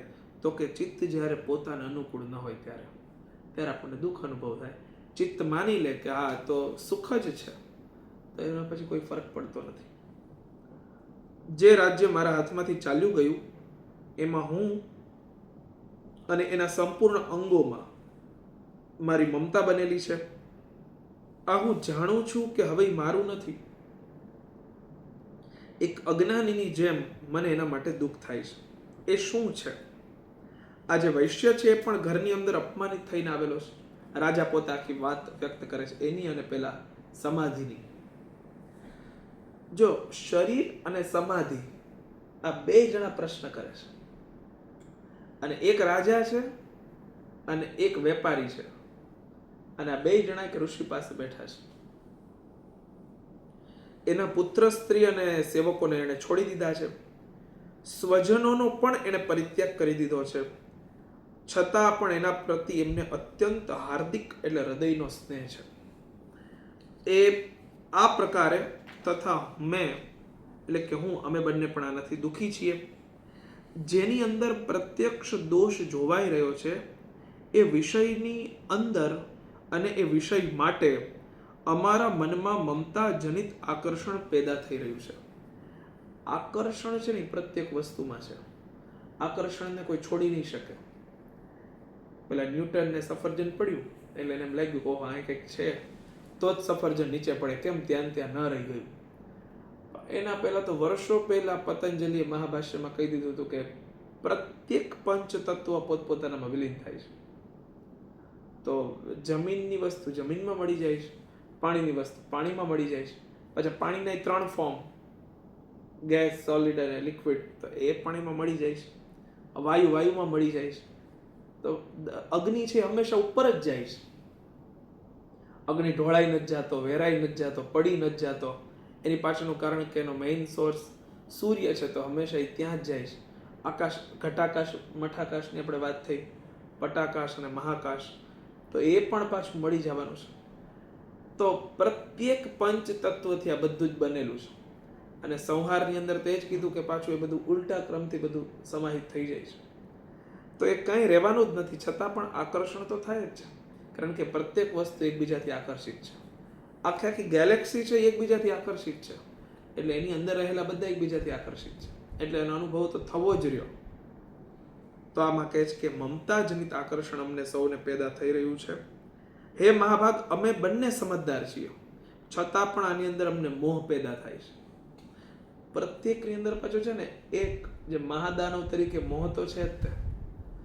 મહાભારત હોય તો એમાં ધૃતરાષ્ટ્ર મોહ થઈ ગયો, ગીતાજીમાં મોહની વાત છે, રામાયણની અંદર પણ મોહની વાત છે, ભાગવતજીની અંદર પણ મોહ નિવૃત્તિની વારંવાર વાત કરી કે યત મુહ્યંતિ સૂરયઃ, કે ભગવાનમાં મોહાઈ જવાય તો વધારે સારું, બાકી બીજે જો મોહાઈ જવાય તો નકામી વાત. હે પ્રભુ, આ વિવેક શૂન્ય પુરુષની જેમ અમારામાં આ જે મૂઢતા દેખાઈ રહી છે એ શું છે? એટલે મોહ છે ને એ મૂઢતાનો પિતા છે. જ્યાં મોહ થાય ને ત્યાં પછી મૂઢ થાય, એટલે કે મૂર્ખતા આવે, જડત્વ આવે. એટલે મોહ જેવો ઉત્પન્ન થયો એટલે તરત જ એની પાછળ પાછળ જે દેખાવાનું બધું બંધ થઈ જાય, એટલે મૂઢતા આવે. એટલે આપણે ત્યાં તો હર્ષચરિતમ ગ્રંથમાં એક વાત છે કે જ્યાં બ્રહ્માજી એ દુર્વાસા ઋષિ જ્યારે ક્રોધ કરે છે ત્યારે આખી ઘટના છે કે બ્રહ્માજીની સભા હતી અને એમાં બધા ઋષિઓ મંત્રોચ્ચાર કરતા હતા, અને એમાં જે પહેલી લાઈન હતી ને એમાં દુર્વાસાજી બેઠેલા, અને દુર્વાસાજી બેઠા હતા. એમાં દુર્વાસાજીને મંત્રોના સ્વર કરવામાં ભૂલ થઈ. સરસ્વતી દેવી પણ ત્યાં બિરાજમાન હતા કમલ આસન ઉપર. એટલે એમને તો હસવું આવ્યું કે ઋષિ તમારાથી ભૂલ થાય, અને એમાં હસી પડ્યા આમ જરા, ઓહો આમ કર્યું. એમાં દુર્વાસા ઋષિને ક્રોધ આવી ગયો કે આટલા મંત્રોના સ્તોત્રોના ઉચ્ચારણ કર્યા, એમાં એકમાં ભૂલ થઈ તો તમે વિદ્યાની દેવી છો તો શું કઈ હસી પડો? તમે તો આ જ્ઞાનની અધિષ્ઠાત્રી છો અને તમારા અમને હસી કઢાય? શ્રાપ આપું છું, જાઓ મૃત્યુલોકમાં જાઓ. અને બ્રહ્મલોકમાંથી સરસ્વતી દેવી છે અહીંયા આવવા લાગ્યા. એણે શ્રાપ આપ્યો કે જાઓ તમે મૃત્યુલોકમાં જાઓ. એટલે દુર્વાસા ઋષિ તે બ્રહ્મલોક છોડીને અહીંયા, બાકી તો કાયમી ત્યાં જોબ હતી બ્રહ્માજીની સામે મંત્રોચ્ચાર કરવાની. આમ શ્રાપાશ્રાપી થઈને બ્રહ્માજી થોડાક ગંભીર અવાજમાં ખીજાણા કે તમે આવી રીતે દેવીને શ્રાપ આપો, તમારા જ્ઞાનનું વિવેક શૂન્યતા આવી આવો. અને પછી એમને ક્રોધના લક્ષણ સમજાવે છે. એમાં કહે છે કે ચક્ષુષ્માન અંધ, તમે ક્રોધ કરો ને ત્યારે તમે આંધળા થઈ જાઓ. અને ત્યારે પછી એમ ગુણ કીધો કે પરદર્શ દોષ દર્શન દક્ષા અદૃષ્ટિવ કુપિતા બુદ્ધિ, કે તમે જ્યારે ક્રોધ કરો ને ત્યારે તમારે મોહ જેવી બીજી હાલત થાય ક્રોધમાં. ત્યારે આ વાતને ટાંકે છે કે જે મોહ થાય ને માણસ આંધળો થાય ને, એમ ક્રોધ કરે ને ત્યારે માણસ આંધળો થાય. પણ ક્રોધ શમે ને એટલે પાછું જોઈ શકાય, પણ મોહ કોઈ દી શમે નહીં. ક્રોધમાં છે ને માણસ 24 કલાક ન જીવી શકે, પણ મોહ છે ને 24 કલાક તો બહુ ઓછી વેલિડિટી કહેવાય, એના કરતાં વધારે વેલિડિટી કહેવાય, એના કરતાં ઓછું. કોઈ માણસ આમ 2 કલાક ક્રોધ કરે, ખીજાવું કેટલું, 2 કલાક કોઈ આમ કોન્સ્ટન્ટ ન ખીજાઈ શકે. ક્રોધમાં કાયમી જીવવું અઘરું છે. એક ક્ષણિક આવી જાય તો આવી જાય, અને જો કે સમજદાર તો એ પણ ન કરે, પણ માની લો કે એની જરૂરિયાત હોય એની કરે તો પણ એમાં કાયમી ન જીવી શકાય. એના માટે બહુ અતિશય વિવેકની જરૂર પડે. અને મોહ છે ને એ આમ પરમનન્ટ છે, એ સરકારી નોકરિયાત છે, એને કાંઈ વાંધો નથી. એ માણસને 24/7 માણસ મોહમાં જીવી શકે. અને મોહ પેદા કરે ને તો પાછો મોહને જ પેદા કરે. પણ આમાં કહે છે કે એ મોહથી આ મૂઢતા, અને મૂઢતાથી મૂર્ખતા, મૂર્ખતા એટલે જડતા છે કે નહીં એનો કંઈ ફરક જ નથી. બસ જેમ ધૃતરાષ્ટ્ર છે, પોતાના 100 છોકરા હોમાઈ જશે એનો ખ્યાલ ન રહ્યો ને અંતે બધું જ નષ્ટ થઈ ગયું. આ મોહ સિવાય બીજું કાંઈ જ નથી. એ જ યુદ્ધની પહેલા ભગવાને મોહ વિશે જ્ઞાન આપી દીધું કે તારો મોહ વયો ગયો ને, એકનો મોહ છે ને એટલા યુદ્ધ થાય છે, એકને મોહ નથી ને એટલે બધાને મારે છે. એકને મોહ છે ને એટલે નથી મારવા માટે થઈને રથના વચ્ચેના ભાગમાં બેસી ગયો કે મને મોહ થાય છે કે હું આ બધાને પોતાના સમજુ છું. અને એક કે જે યુદ્ધ કરાવનારો હોવા છતાં પણ યુદ્ધમાં નથી, છતાં પણ એ મોહનું મેન સંચાલક બળ છે. એટલે આ મોહ જે છે એ વિવેક શૂન્ય પુરુષની જેમ માણસને મૂઢ બનાવી દે છે. ઋષિ બોલ્યા કે હે મહાભાગ, વિષય માર્ગનું જ્ઞાન એ બધા જીવોને છે. એ પ્રકારે વિષય પણ બધા માટે અલગ અલગ છે. કોઈ પ્રાણીઓ દિવસે નથી જોઈ શકતા તો કોઈ રાત્રે નથી જોઈ શકતા. કોઈ જીવ એવા છે કે જે સવારે ને રાત્રે બરાબર જોવે છે, જેમ મનુષ્ય. પણ એ કંઈ બોલતા નથી ને કંઈ થવા દેતા નથી, પણ એવા હોતાય નથી. પશુ પક્ષી અને મૃગ આ બધા પ્રાણી બહુ સમજદાર છે. મનુષ્યોની સમજ એ એવી જ છે જેવી રીતે પેલા હરણિયાઓની હોય ને પેલા પંખીડાઓની હોય. પણ જેવી મનુષ્યોની છે એવી જ મૃગ અને પક્ષીની પણ હોય. આ બધાએ સમાન રૂપે જાણી રાખવું જોઈએ. સમજ હોવા છતાં પણ પક્ષીઓને જુઓ, એ ભૂખથી પીડાય છે, મોહવશ પોતે પોતાના બાળકોને ખવડાવે છે. અને તમે માણસોને જુઓ, એ પોતે લોભ કરે છે, પોતાના ઉપકારના બદલાઓ લેવા માટે પોતાના પુત્રોની અભિલાષા રાખે છે. અને એ લોકોમાં ને પેલા પ્રાણીઓમાં જે સમજદારી છે એ ભાઈ બહુ સેમ છે, સરખી છે. કારણ કે પેલા પણ પોતાના બચ્ચાઓમાં ફસાય છે, અંતે એના બચ્ચા ઉડી જાય છે. એમ આ પણ પોતાના બાળકોમાં ફસાય છે, એને એનાથી કંઈક લોભ છે, અંતે એ પણ ઉડી જાય છે એટલે એ કંઈ રહેવાના નથી. ખરેખર આ બધામાં સમજની ખૂબ કમી નથી, છતાં પણ એ લોકો સંસારની સ્થિતિ રાખવા માટે આ ભગવતીની મહામાયાના પ્રભાવ દ્વારા આ મમતામય ભંવરથી યુક્ત થઈ અને આ જે મોહરૂપી બહુ ઊંડો જે ગર્ત છે એની અંદર પડેલા છે. એટલા માટે મોહ છે ને એને આપણે ત્યાં શાસ્ત્રોમાં વમળ કીધો છે. અને વમળ છે ને એ પહેલા આજુબાજુ ફેરવે. મોહની અંદર જે વસ્તુ હોય પેલા ઉપર ફરે અને પછી ક્યારે ખેંચાઈ જાય ખબર ન પડે. એટલે મોહ છે એ પેલા આજુબાજુ, અને જેને મોહ થયો એ વારંવાર ત્યાં જ જશે. પતંગિયાને ખબર છે કે આ મીણબત્તીની અગ્નિ છે ને એ મને મારી નાખશે, પણ છતાં પણ પતંગિયું જાય તો ત્યાં જ. આવું છે. એટલે ખરેખર આપણે ખબર છે કે આ અહીંયા મારું ચિત્ત ચોંટી રહ્યું છે અને જરૂરિયાત કરતાં વધારે ચોંટી રહ્યું છે, ત્યારે સાધક છે ને તરત જાગૃત થઈ જાય. ગમે તેવું હોય ને એને પાટું મારી અને એને છોડી દે, કારણ કે એને ખબર પડી જાય કે હું હવે આમાં જોડાયેલો નહીં, આસક્ત થયેલો છું. એટલે રામકૃષ્ણ પરમહંસ તો બહુ સરસ કહેતા કે સાકર ઉપરની માખી બનવું, મધ ઉપર બેઠેલી માખી ન બનવું. કારણ કે સાકરવાળી માખી છે ને એ પોતાનો સાર લઈ અને પછી ઉડી શકશે, પણ મધવાળી છે એ બીજી વાર ઉડી નહીં શકે. પણ સાકરને ખોતરીને ખાવી પડશે. મધની અંદર સીધો રસ મેળવવાની લાલચમાં એ માખીના પેલા પગ ફસાશે, પછી એની પાંખ ફસાશે અને પછી આખી માખી ફસાઈ જશે. અને જે રસ લેવા માટે એ ત્યાં ઉતરેલી એ જ રસ એના મોતનું કારણ બનશે.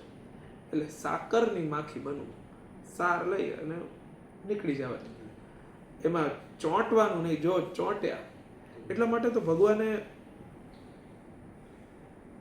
ગીતાજીમાં એવું કીધું છે કે સા બુદ્ધિ પાર્થ સાત્વિકી.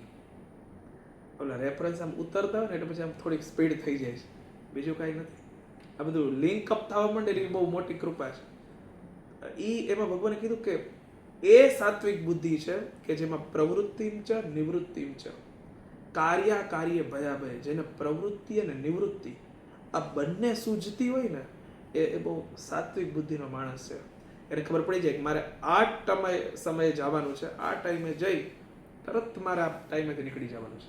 એ જરાય ચીપકે નહીં અને પોતાનો સમયનો સદુપયોગ કરી, વ્યક્તિનો ઉપયોગ કરી, વ્યક્તિની સત્તાનો ઉપયોગ કરી, વસ્તુની સમજદારીથી ઉપયોગ કરી ત્યાંથી નીકળી જાય. એ વસ્તુ કે વ્યક્તિ કે ઘટના કે સ્થળ કે સમયમાં જે ફસાતો નથી ને એ વિવેકી છે. અને આ બાકી જો ફસાણા તો પેલા ટાંગા જશે, પછી હાથ જશે અને પછી આખો જશે. બસ આવું જ થાય છે. મોહમાં ફસાય, આખી જિંદગી વહી જાય, પછી કે હવે ટાંટિયા દુખે છે, તો એ મોહમાં ફસાયેલા ટાંટિયા છે. કે તું જ્યાં દોડ્યો હતો તે જ્યાં તારી ની ઘસી, કે હવે જેને રિપ્લેસ કરવી પડી, કે ક્યાં ઘસી એ તારે જોવાની જરૂર છે. ખરેખર એ જો અધ્યાત્મમાં ઘસાણી તો સાર્થક થઈ, અને નહીંતર અંતે બધું જ ભેગું કરવામાં જો ગયું. અચ્છા, જો પરમાર્થ છે ને એ કરવાની સાથે વ્યવહાર તો કરવો જ પડશે, પણ એ બસ આ માખીની જેમ કે સતત જાગૃત રહીને કે મારે ઉડી જવાનું છે, મારે આમાં ચોંટવાનું નથી. એટલે વ્યવહાર તો નિભાવવો જ રહ્યો, એના સિવાય તો અહીંયા આવ્યા છીએ એટલે નાડ સાથે જોડાણા ને એટલે સંબંધ રહ્યા તો એને નિભાવવા રહ્યા, પણ એનાથી ઉપર તો ક્યારેય નહીં જઈ શકાય. પણ વાત મૂળ એટલી કે એમાં વારંવાર આપણને ખ્યાલ રહે કે મારે ઉડવાનું છે, તો એનાથી આ જે વિવેક શૂન્યતા છે ને ક્યારેય પણ ખતમ થશે નહીં. અને મૂઢતા છે હંમેશા આપણને દેખાતી રહેશે. તો એ મૂઢતા છે એ પણ મોહને લીધે બનેલી છે, તો મૂઢતા પણ છોડવાની છે, મોહ પણ છોડવાનો છે. અને ત્યાર પછી કહે છે દરેક લોકોને ખબર જ છે, પણ છતાં પણ એ મોહના ગર્તની અંદર વારંવાર ફસે છે. આમાં ભાગવતજીમાં બહુ સરસ કીધું કે સૂરયાવા સુરાકૃતમ.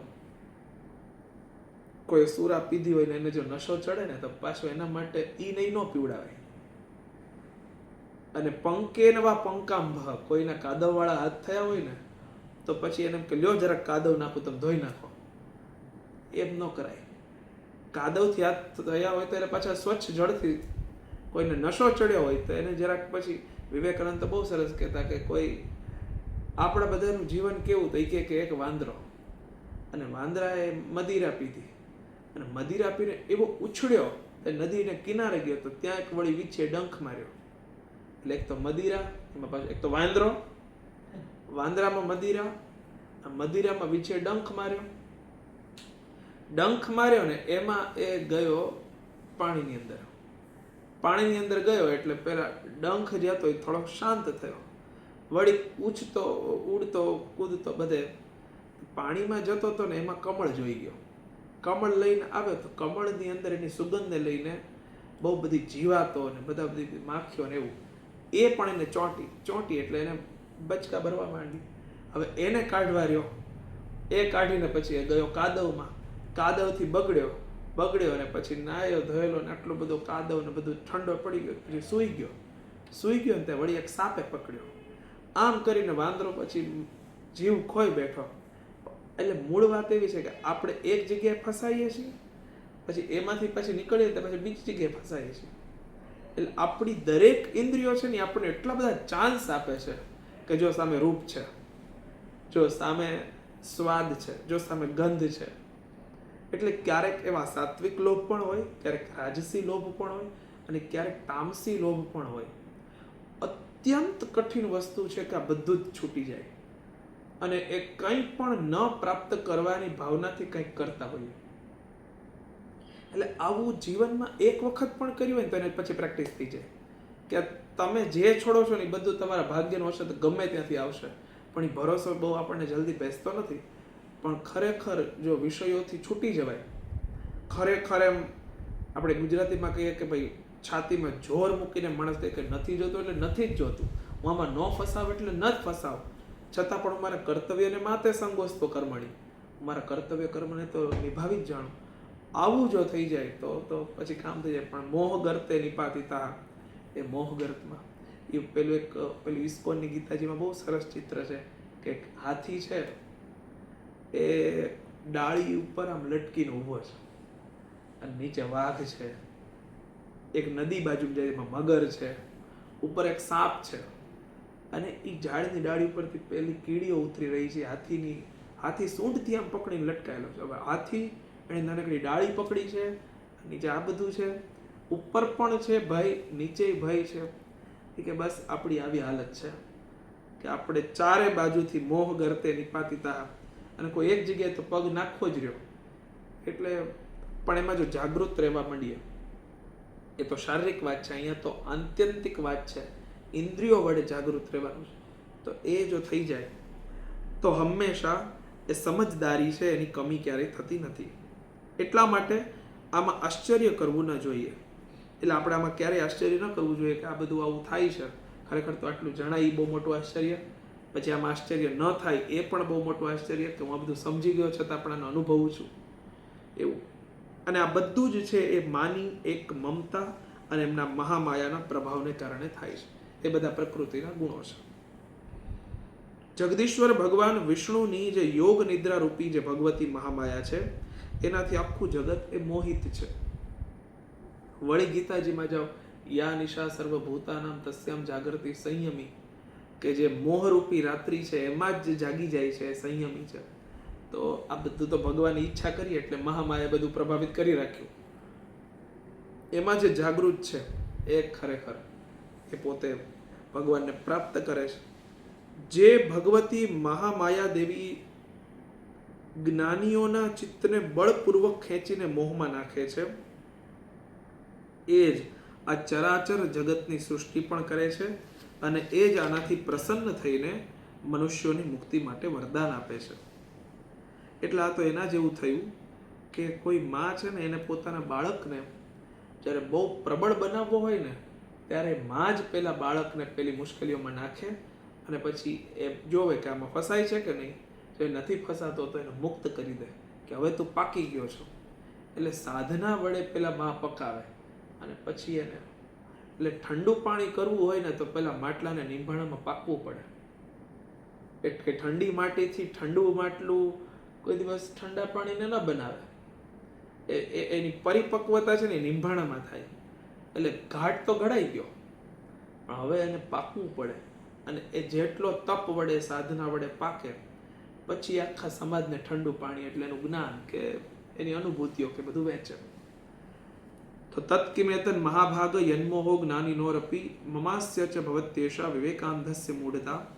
ઋષિરુવાચ જ્ઞાનમસ્તિ સમસ્તસ્ય જંતોર વિષય ગોચરે વિષયશ્ચ મહાભાગ યાતિ ચૈવમ પૃથક પૃથક દિવાંધા પ્રાણિનઃ કેચિદ રાત્રાવંધાસ તથા પરે કેચિદ દિવા તથા રાત્રો પ્રાણિનસ્તુલ્ય દૃષ્ટયઃ જ્ઞાનિનો મનુજા સત્યમ કિમ તુ તે નહીં કેવલમ યતો હિ જ્ઞાનિનઃ સર્વે પશુ પક્ષી મૃગાદયઃ જ્ઞાનમ ચ તન મનુષ્યાણામ યત્તેષાં મૃગપક્ષિણામ મનુષ્યાણામ ચ યત્તેષાં તુલ્યમન્યત તથો ભયોઃ જ્ઞાનેપી સતિ પશ્યન્તાન પતંગૈચ્છ વચિંચુષુ કણમોક્ષાદૃતાન મોહાત પીડ્યમાનનપિક્ષુધા માનુષા મનુજ વ્યાઘ્ર સાભિલાષા સુતાન પ્રતિ લોભત પ્રત્યુપકારાય નન્વેતાન કિમ ન પશ્યસી તથાપि મમતા વર્તે મોહ ગર્તે નિપાતિતાઃ મહામાયા પ્રભાવેણ સંસારસ્થિતિકારિણામ તન્નાત્ર વિસ્મય કાર્યો યોગ નિદ્રા જગતપતેઃ મહામાયા હરેશ્ચૈસા તયા सम्मोह्यते જગત જ્ઞાનિનામપી ચેતાંસી દેવી ભગવતી હિસા બલાદાકૃષ્ય મોહાય મહામાયા પરેચ્છતિ તયા વિસૃજ્યતે વિશ્વમ જગદેત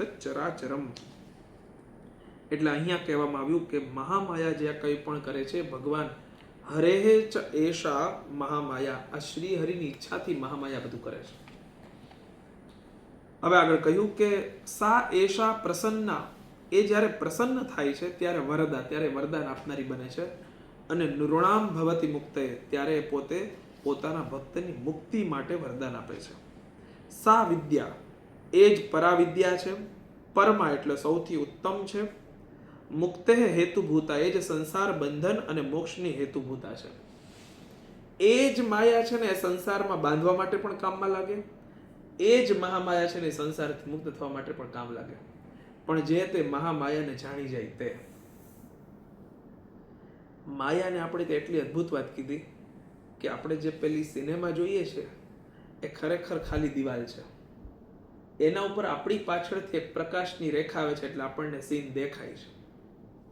આપણે એ સીન જોઈએ એટલે આપણે એમ થાય ઓહો અહીંયા તો કોઈને માર્યો ને કોઈ આવ્યું ને કોઈ ગયું ને કોઈની એન્ટ્રી થઈ ને ફલાણું થયું ને કંઈક તૂટ્યું ને કંઈક બન્યું ને કોઈ બીમાર થયું ને કોઈ રાજી થયું ને કોઈ નાચ્યું ને બેઠું ને આ બધા જ સીન આપણે જોઈએ છીએ. ખરેખર આખું મૂવી શરૂ થયું હોય ને એના પહેલા કોઈ જાય ને ત્યારે ખબર હોય કે આ તો ખાલી દિવાલ છે. આખું મૂવી પૂરું થઈ જાય પછી પણ જો કોઈ ત્યાં બેઠું રહે તો ખબર પડે કે આ તો ખાલી દિવાલ જ છે. આ વચ્ચે અમે જે 2-2.5 કલાક 3 કલાક જોયું એ કંઈક ત્રીજું હતું. એટલે હું જે જોઉં છું એ સત્ય નથી, જેની ઉપર દેખાય છે સત્ય નથી, કંઈક ત્રીજું હતું કે જેણે બધે અનુભવ કર્યા.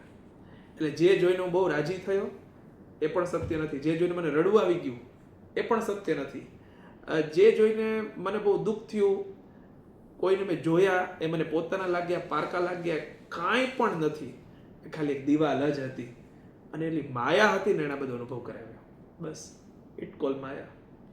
આમ કે છે એ જ સંસારનું બંધન છે અને એ જ સંસારથી મુક્ત કરાવે. પણ એ માયાની પહેલા ને માયાની પછી કોણ છે તો કે શ્રી હરિ છે.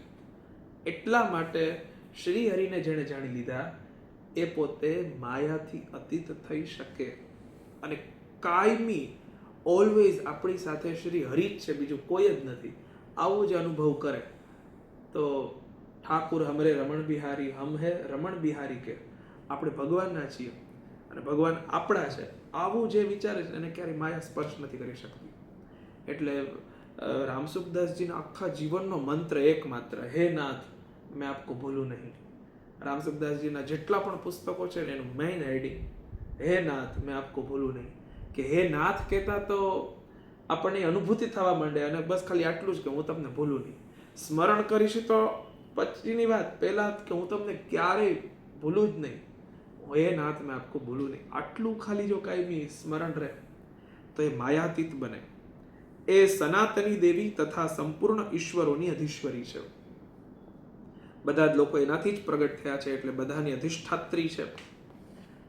રાજાએ પૂછ્યું, ભગવન કાહી સા દેવી મહામાયાતિયામ ભવાન મહામાયેતિયામ ભવાન બ્રવીતિ કથમુત્પન્ના સા કર્માસ્યાશ્ચ કિમ દ્વિજ યત પ્રભાવાચ સા દેવી યત સ્વરૂપા યદુદ્ભવા તત સર્વમ શ્રોતુમિચ્છામિ ત્વત્તો બ્રહ્મ વિદાંબર.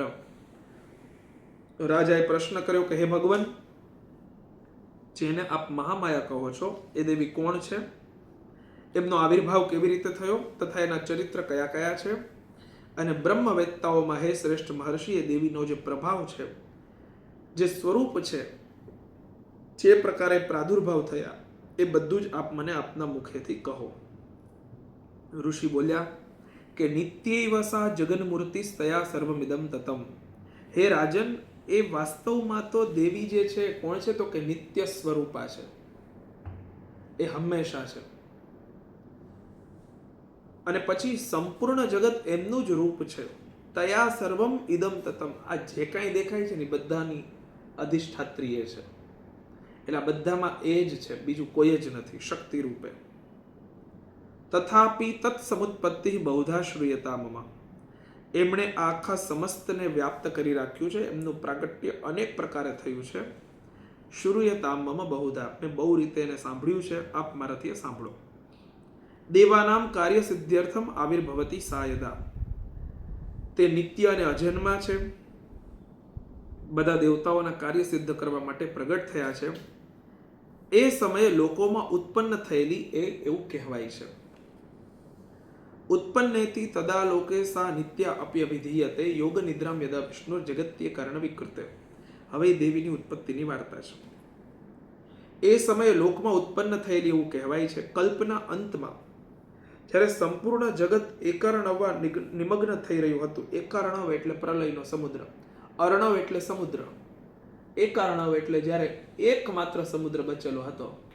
અને એ છેલ્લો સમુદ્ર કયો? તો કે પ્રલયનો સમુદ્ર. અને એ પ્રલયના સમુદ્રમાં જ્યારે સંપૂર્ણ જગત ડૂબી રહ્યું હતું, ત્યારે બધાના ભગવાન એવા વિષ્ણુ એ શેષનાગની શૈયાઓ પાથરી અને એના ઉપર યોગ નિદ્રાનો આશ્રય લઈને સૂઈ રહ્યા હતા.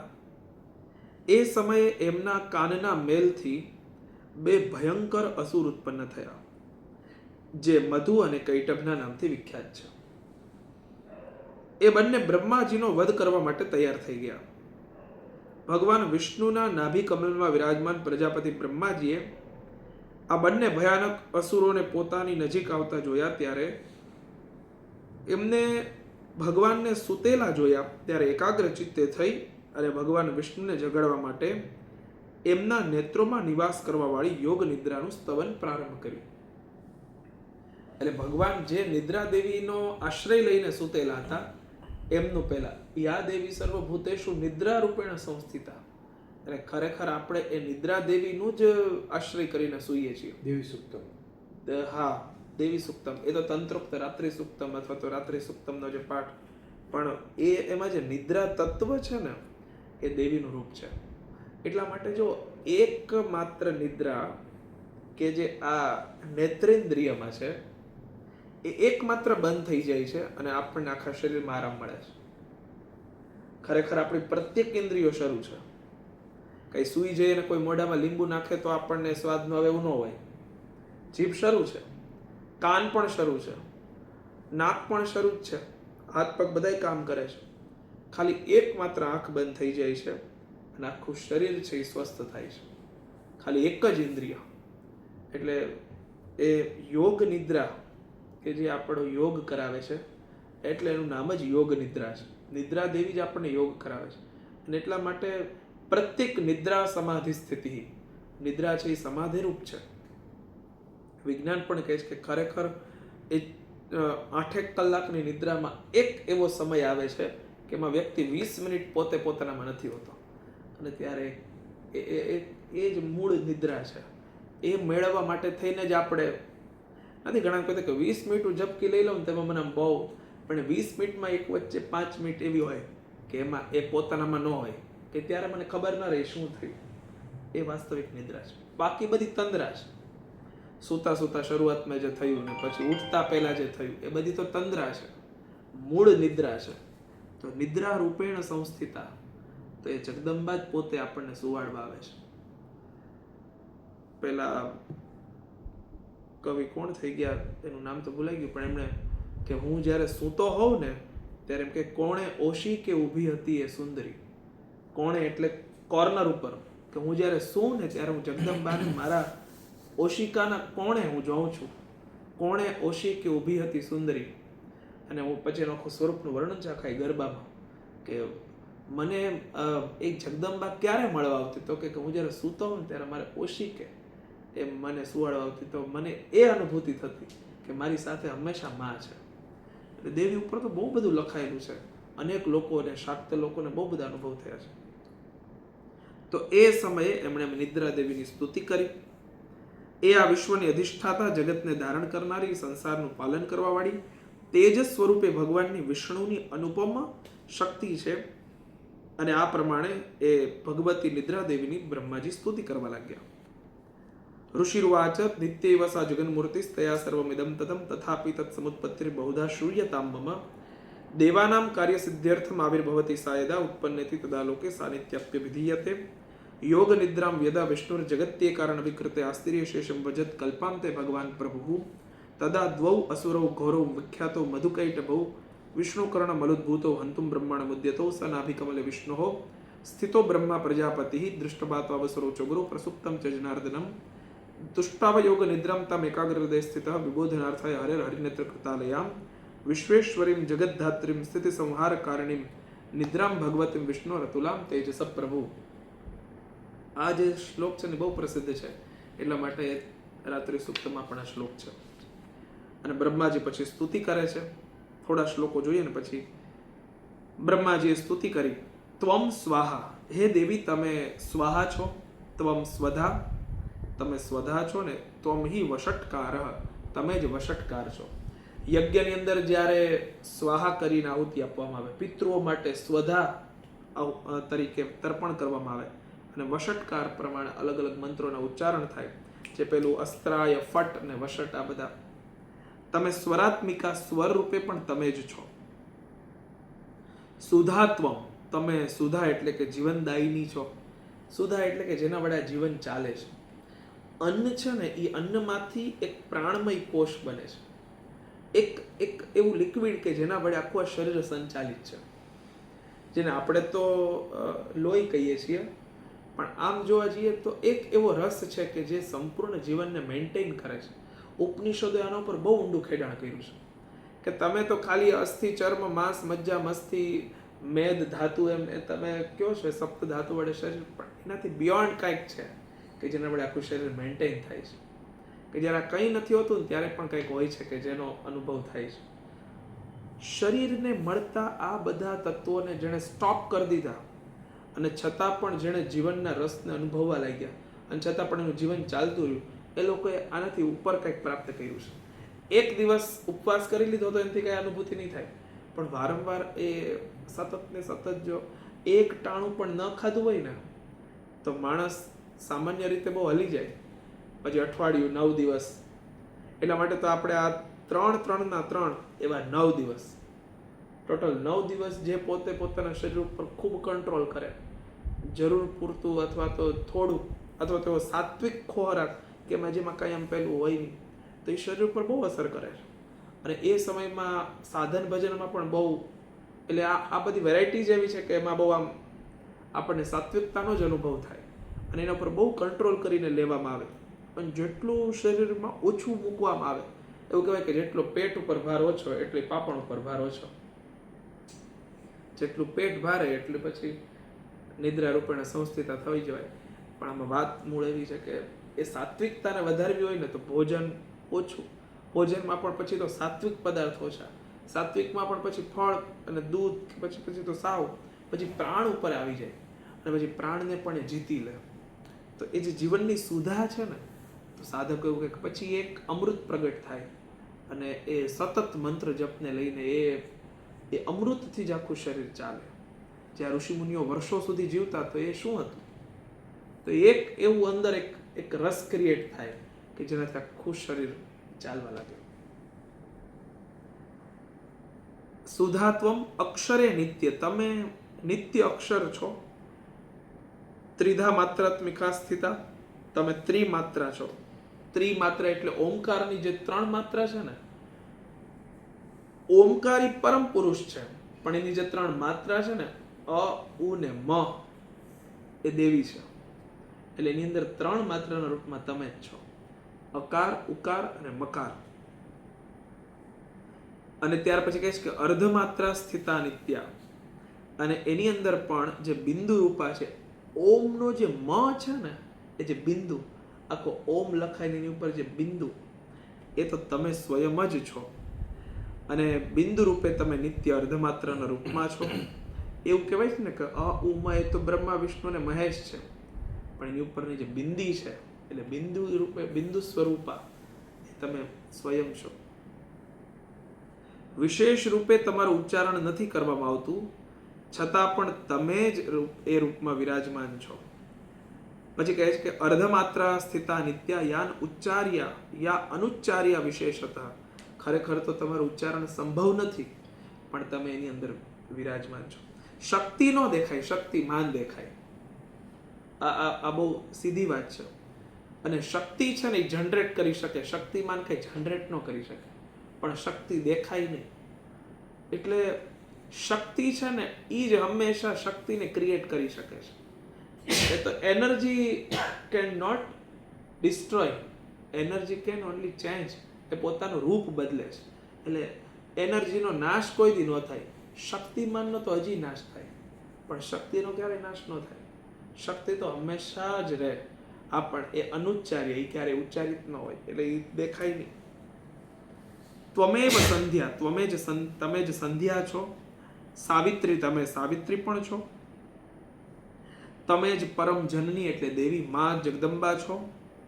ત્વયા એતદ ધાર્યતે વિશ્વમ, તમારાથી આખું વિશ્વ ધારણ કરેલું છે. ત્વયા એતદ સૃજ્યતે, તમારાથી જ આનું સર્જન અને પછી પાલન પણ થાય છે. અને ત્વયા એતદ પાલ્યતે, તમે આનું પાલન પણ કરો છો. અને ત્વમત્સ્યંતે ચ સર્વદા, તમારી અંદર જ આનું કલ્યાણ થાય છે. એટલે કે તમે જ આને અંતમાં આનો ગ્રાસ બનાવીને પોતે જ પોતાની અંદર સમાવી લો છો. વિસૃષ્ટો સૃષ્ટિ રૂપાત્વમ સ્થિતિ રૂપા જ પાલને, જ્યારે ફરી વખત આને ઉત્પન્ન કરવાનું થાય ત્યારે સૃષ્ટિ રૂપા તમે પોતે જ છો. પાલન કાળની અંદર સ્થિતિ રૂપા તમે છો. અને કલ્પાંત સમયમાં સંહાર રૂપે ધારણ કરવાની જે શક્તિ છો એ પણ તમે જ છો. ત્વમેવ સંધ્યા સાવિત્રી ત્વમ દેવી જનની પરા, ત્વયેતદ ધાર્યતે વિશ્વમ, ત્વયેતદ સૃજ્યતે જગત, ત્વયેતદ પાલ્યતે દેવી, ત્વમત્સ્યંતે ચ સર્વદા. વિસૃષ્ટો સૃષ્ટિ રૂપા તુમ સ્થિતિ રૂપા ચ પાલને, તથા સંવૃતિ રૂપાંતે જગતોસ્ય જગન્મયે. મહાવિદ્યા મહામાયા મહામેધા મહાસ્મૃતિ મહામોહા ચ ભવતી મહાદેવી મહાસુરી, પ્રકૃતિસ્ત્વમ ચ સર્વસ્ય ગુણત્રય વિભાવિની. આપ મહાવિદ્યા છો, પરમ જ્ઞાનની જે સ્થિતિ છે ને આપ છો. મહામાયા પણ આપ જ છો. મહામેધા, પરમ મેધા શક્તિ, બુદ્ધિ પ્રજ્ઞા, એ પણ તમે જ છો. યા દેવી સર્વભૂતેષુ બુદ્ધિ રૂપેણ સંસ્થિતા, પ્રજ્ઞા રૂપેણ એમાં પણ છે. મહાસ્મૃતિ, જે સ્મૃતિ રહે છે ને યાદ, એ પણ તમે જ છો. ભગવદ્ ગીતામાં જે ભગવાને નારીઓના જે રૂપ કીધા છે ને એમાં એક સ્મૃતિ પણ છે. સ્મૃતિર મેધા ધૃતિક્ષમા, તમારી સ્મૃતિ છે કે સ્મૃતિ રૂપે એ છો તત્વ શક્તિ. મહામોહ રૂપા, મહામોહ જે થાય છે પણ તમારા લીધે થાય. મહાદેવી, તમે મહાદેવી છો. અને મહાસુરી, મહાદેવી એટલે મહાસુરમાં પણ જે શ્રેષ્ઠ છે એ પણ આપ છો. પ્રકૃતિ ત્વમ, તમે જ પ્રકૃતિ છો. એટલા માટે આનંદમયી, ચૈતન્યમયી, સત્યમયી, પરમેશ્વરી, ચૈતન્યમયી જે છે ને એ દેવી છે. મેરે અંધતમસ મેં જ્યોતિર્મય ઉતરો, જગજીતના આખા જે બધા ભજન છે તો એમાં એ જે એની બધા લિરિક્સ છે ને એ બહુ અદ્ભુત છે. દેવી તત્વના મૂળ શાસ્ત્રો સાથે કનેક્ટ બધા લિરિક્સ છે. તો એમાં કે મેરે મન કે અંધતમસ મેં જ્યોતિર્મય ઉતરો, તો આ બધું તમસોમાં જ્યોતિર્ગમય, તો જ્યોતિ એટલે કોણ? દેવી પોતે. તો એ બધું જે ઘનત્વ છે એ પુરુષ છે, પણ એમાંથી જે શક્તિ પ્રગટ થઈ દેવી છે. એટલે ત્રણેયમાંથી જે એક પ્રગટ થઈ ને એ શક્તિ છે. એટલે એકમાં પેલા ત્રણેય છે. આવું તો પ્રકૃતિ ત્વમ, તમે પરમ પ્રકૃતિ છો. દેવી ભાગવતમાં શ્રી રાધાજીને સૌથી આદિશક્તિ કીધી છે, એમાંથી મહાલક્ષ્મી, એમાંથી બ્રહ્માણી, સાવિત્રી ને સરસ્વતી. એટલે અને એમાં જ પછી મહાકાલી, મહાલક્ષ્મી ને મહાસરસ્વતી. તો આદિશક્તિ પ્રકૃતિ જે છે એ તો રાધા છે, પરમ પુરુષ કૃષ્ણ છે. અને રાધા અને કૃષ્ણમાંથી આખું જગત, એટલે ગોલોક રાધા કૃષ્ણમાંથી મહાલક્ષ્મી, એ જ વિષ્ણુની અધિષ્ઠાત્રી દેવી, અને બ્રહ્મા સાથે સાવિત્રી, અને પછી શિવ સાથે જગદંબા પાર્વતીજી, અને આમ આખું એ એક આખો દેવી ભાગવતનો કોન્સેપ્ટ છે. તેમાં રાધા છે પરમ શ્રેષ્ઠ, જે પરમ તત્વ દેવીનું છે એ રૂપે છે. એટલે એ જ્યારે કંઈ નહોતું ને ત્યારે એ જે પરમ શક્તિ હતી એ રાધા હતી. એટલે રાધા છે એ તો કૃષ્ણ કરતા પણ મોટા છે. શું કામ? કારણ કે એ આદિશક્તિ તો બધા કરતા ઉપર હતા, એને આશ્રિત તો કૃષ્ણ છે. એટલે કૃષ્ણ તો કાંઈ નથી જે રાધા છે એમ કહેવાય. એટલે રાધા તત્વ તો પરમ રસનું રૂપ છે. જે મીઠે રસ સે ભરોડી, એ તો પરમ રસ, એટલે તો એની સામે કાંઈ નથી. જ્યારે એ પરમ રસ છે ને, એના છાંટાનો છાંટો ઉડે ને, એ તો એ માણસ માટે બહુ દરિયા સમાન છે. એટલું અદ્ભુત એ રસ છે. એટલા માટે વૃંદાવનની અંદર જ્યારે એવું ચૈતન્ય ચરિત્રામૃતના અન્ય ભક્તિ વિલાસ આદિ ગ્રંથોમાં કીધું છે કે રાધા અને કૃષ્ણ બંને જ્યારે યમુનાની અંદર સ્નાન કરતા હોય, અને જ્યારે રાધાજીના સાડીના પાલવનો છેડો એ યમુનાના જળની અંદર પલળે, અને એ સાડીના છેડામાંથી એક બુંદ ટપકે, અને એક બુંદ જે વૃંદાવનની રજની અંદર ટપકે, એનાથી અનેક શિખર પેદા થાય. એક બુંદ પડે ને એમાંથી અનેક બુંદ નીકળે, અને એ બુંદ છે ને હજી પણ નરી આંખે દૃશ્યમાન હોય. અને એ જ્યારે પાછા જમીન ઉપર પડે ને ત્યારે એ રજની સાથે ભટકાય. એ રજ અને બુંદ એ બંને એકબીજાની સાથે જ્યારે ટકરાય ત્યારે એમાંથી અનેક બીજા બુંદ પેદા થાય, જે નરી આંખે ન જોઈ શકાય. આવું અનેક વખત થાય ને ત્યારે પ્રત્યેક રજની અંદર એ રાધાના અંગને અડેલા વસ્ત્રથી એ રસ ભરેલો જે બુંદ છે, એ યમુનાનું ભક્તિનું રૂપ, એ જ્યારે રજે રજમાં મળે ને ત્યારે એ રજે રજ છે ને એ પોતે રસથી ભરાઈ જાય. અને રજ જે છે ને એ ભક્તો એ પોતાના મસ્તક ઉપર અડાડે. એ રસથી ભરેલી રજ છે, એટલા માટે બ્રહ્મ રજ છે. એ રજનું બહુ મહત્વ છે. એટલે કૃષ્ણ અને રાધાના અંગના એકબીજા સાથે સ્પર્શ થવાથી, જે રાધાના મસ્તક ઉપર લગાડેલું કંકુ અને કૃષ્ણના હૃદય ઉપર લગાડેલું ચંદન, આ બે એકબીજા સાથે જ્યારે ટકરાય, અને એ બેના ટકરાવાથી જ્યારે એક અદ્ભુત ચૂર્ણ પ્રગટ થાય ને, એ રજ છે. એ રજની અંદર યમુનાનું ભક્તિ જળ મળે ને એટલા અદ્ભુત રજ પ્રગટ થાય. એ પરમ આરાધ્ય દેવી છે ને એ જગદંબા છે. એ ગુણત્રય વિભાવીની પ્રકૃતિ છે. એટલે દરેક ગુણોથી ઉચ્ચ અને કક્ષાની એ પરમ પ્રકૃતિ છે. અને એ જ પ્રકૃતિને પુરુષથી જે બને છે એ આ સૃષ્ટિ છે. અને સૃષ્ટિના આપણે બધા નાનકડા જીવો છીએ કે જે જગદંબાને આપણે આ નવરાત્રની અંદર રોજ એમની ઉપાસના કરીએ છીએ. અને એ જે ઉપાસના કરે ને એ માના બહુ લાડકા હોય. એટલે બહુ બધા માએ બહુ બધા બાળકોને જન્મ આપ્યો હોય, પણ એમાંથી જે બાળક માનું માનતો હોય ને એ સૌથી વાલો હોય. મા માટે નાના મોટા ન હોય. મા માટે જે લાડકા હોય કોણ હોય? તો કે જેની અંદર કલ્યાણની ભાવના હોય. એટલે બસ એ જો વ્યવહારિક માની અંદર જો આવું હોય તો એટલે માને કોઈ નાનો કે મોટો ન હોય, સમજદાર હોય ને એના માટે મોટો હોય. એટલે બસ આમ જે પોતે સાધનાથી પોતાનું જીવન એ ભરી દે છે, એ સૌથી વધારે એ જગતજનની છે એના લાડકા હોય છે. એટલે માને શું ગમે? આપણા લેખકો એમ કહે કે માને પોતાના ભક્તનો પરસેવો ગમે. એ પોતે જ્યારે સાધનામાં લીન હોય અને પોતે તપીને જ્યારે પોતાના શરીરને કશી રાખ્યું હોય, અને પછી જ્યારે એ તપને લઈને મા સામે બેઠો હોય, અને રામકૃષ્ણ પરમહંસ હોય કે પછી વિવેકાનંદ હોય કે પછી એવા અનેક ભક્તો કે જે પોતે આમ માની સામે પોતે વિનવણી કરીને પછી પોતાને એ પોતે સાવ ધોવાઈ ગયો હોય પાપના પ્રાયશ્ચિત કરીને, અથવા તો પછી પોતે માને યાદ કરતા અને પછી જે એ એક આગમાં તપેલું સોનું તપેની જેમ શુદ્ધ થયું હોય, જ્યારે પરમ શુદ્ધ ભક્ત મા સામે હોય તો માને પોતાની ગોદમાં બેસાડી લે. એટલે આપણે સ્કંદ માતાની પૂજા કરીએ ને, એની ગોદમાં છે ને કાર્તિકેય છે. પ્રથમમ શૈલપુત્રી છે, આજે શૈલપુત્રી માનો દિવસ છે. દ્વિતીયમ બ્રહ્મચારિણી, તૃતીયમ ચંદ્ર ઘંટેથી, કુષ્માંડેથી ચતુર્થકમ, પંચમમ સ્કંદ માતા. આ પાંચમી છે સ્કંદ માતા. તો સ્કંદ માતાના ગોદમાં 5મે મહિને બાળકનું શરીર બની જાય અગેન ભાગવત, ત્યારે એ બાળક પોતાની ગોદમાં હોય. અને એ સ્કંદ માતા છે ને એ કાર્તિકેય સહિત પૂજાય છે 5મે નોરતે. અને 5મું છે ને એ વચ્ચે છે. અને છેલ્લે 9મમ સિદ્ધિદાત્રી છે, સિદ્ધિદાત્રી છેલ્લે હોય. 6ઠમ કાત્યાયની છે, 7મમ કાલરાત્રી. એના પણ આખા 9 દિવસ 9 દુર્ગા, એ પણ આખી એક વાત છે. શૈલપુત્રી એટલે અહીંયા એ કોની વાત થાય? શિલા એટલે પર્વત, અને પર્વતનો શૈલ એટલે કે શ્રેષ્ઠ પર્વત, એની પુત્રી એટલે અહીંયા પાર્વતીની વાત છે, જે કુંવારી છે, જે નાની બાળકી કન્યા છે, જે 5 થી 15 વર્ષની વાત જે કન્યાની હોય એની પ્રથમ નોરતું. પછી ધીરે ધીરે ધીરે અને સિદ્ધિદાત્રી એટલે કે જે માને આમ બહુ મોટો વારસો હોય, પછી નીચે 5-10 છોકરા છોકરીઓ બધા હોય, પછી જે ભીની ને ટાઢી આંખે જ્યારે માં પોતાના પરિવાર ઉપર આશીર્વાદ, એ સિદ્ધિદાત્રીનું રૂપ છે. આ કન્યાથી લઈને વૃદ્ધ માં, એનું આખું એમાં વચ્ચોવચ્ચી માં બને છે જ્યારે પ્રૌઢા હોય. એટલે એ બાળકી, પછી કન્યા, શિશુ, કન્યા, યુવતી, માં, પછી પ્રૌઢા, પછી વૃદ્ધા, અને પછી આમ આખું એ પણ એક છે. એ પ્રમાણે દેવી ભાગવતમાં એ પણ વર્ણન છે કે કયા દિવસે કેટલી ઉંમરની કઈ દેવી કઈ કન્યાનું પૂજન કરવું. એ આખો એ બહુ અદ્ભુત કોન્સેપ્ટ છે. એટલે નવદુર્ગા એ આધ્યાત્મિક રીતે આ દિવસો અત્યંત દિવ્ય છે કે જેમાં અનુભૂતિના ખૂબ ચાન્સ છે. અને એમાં જ્યારે આવા ભાવ સાંભળ્યા પછી જ્યારે એ સાધના થાય તો પછી એક એનું એક લેવલ થાય. તો એ છે. આજે આટલું રાખીએ. જય શ્રી કૃષ્ણ. હજી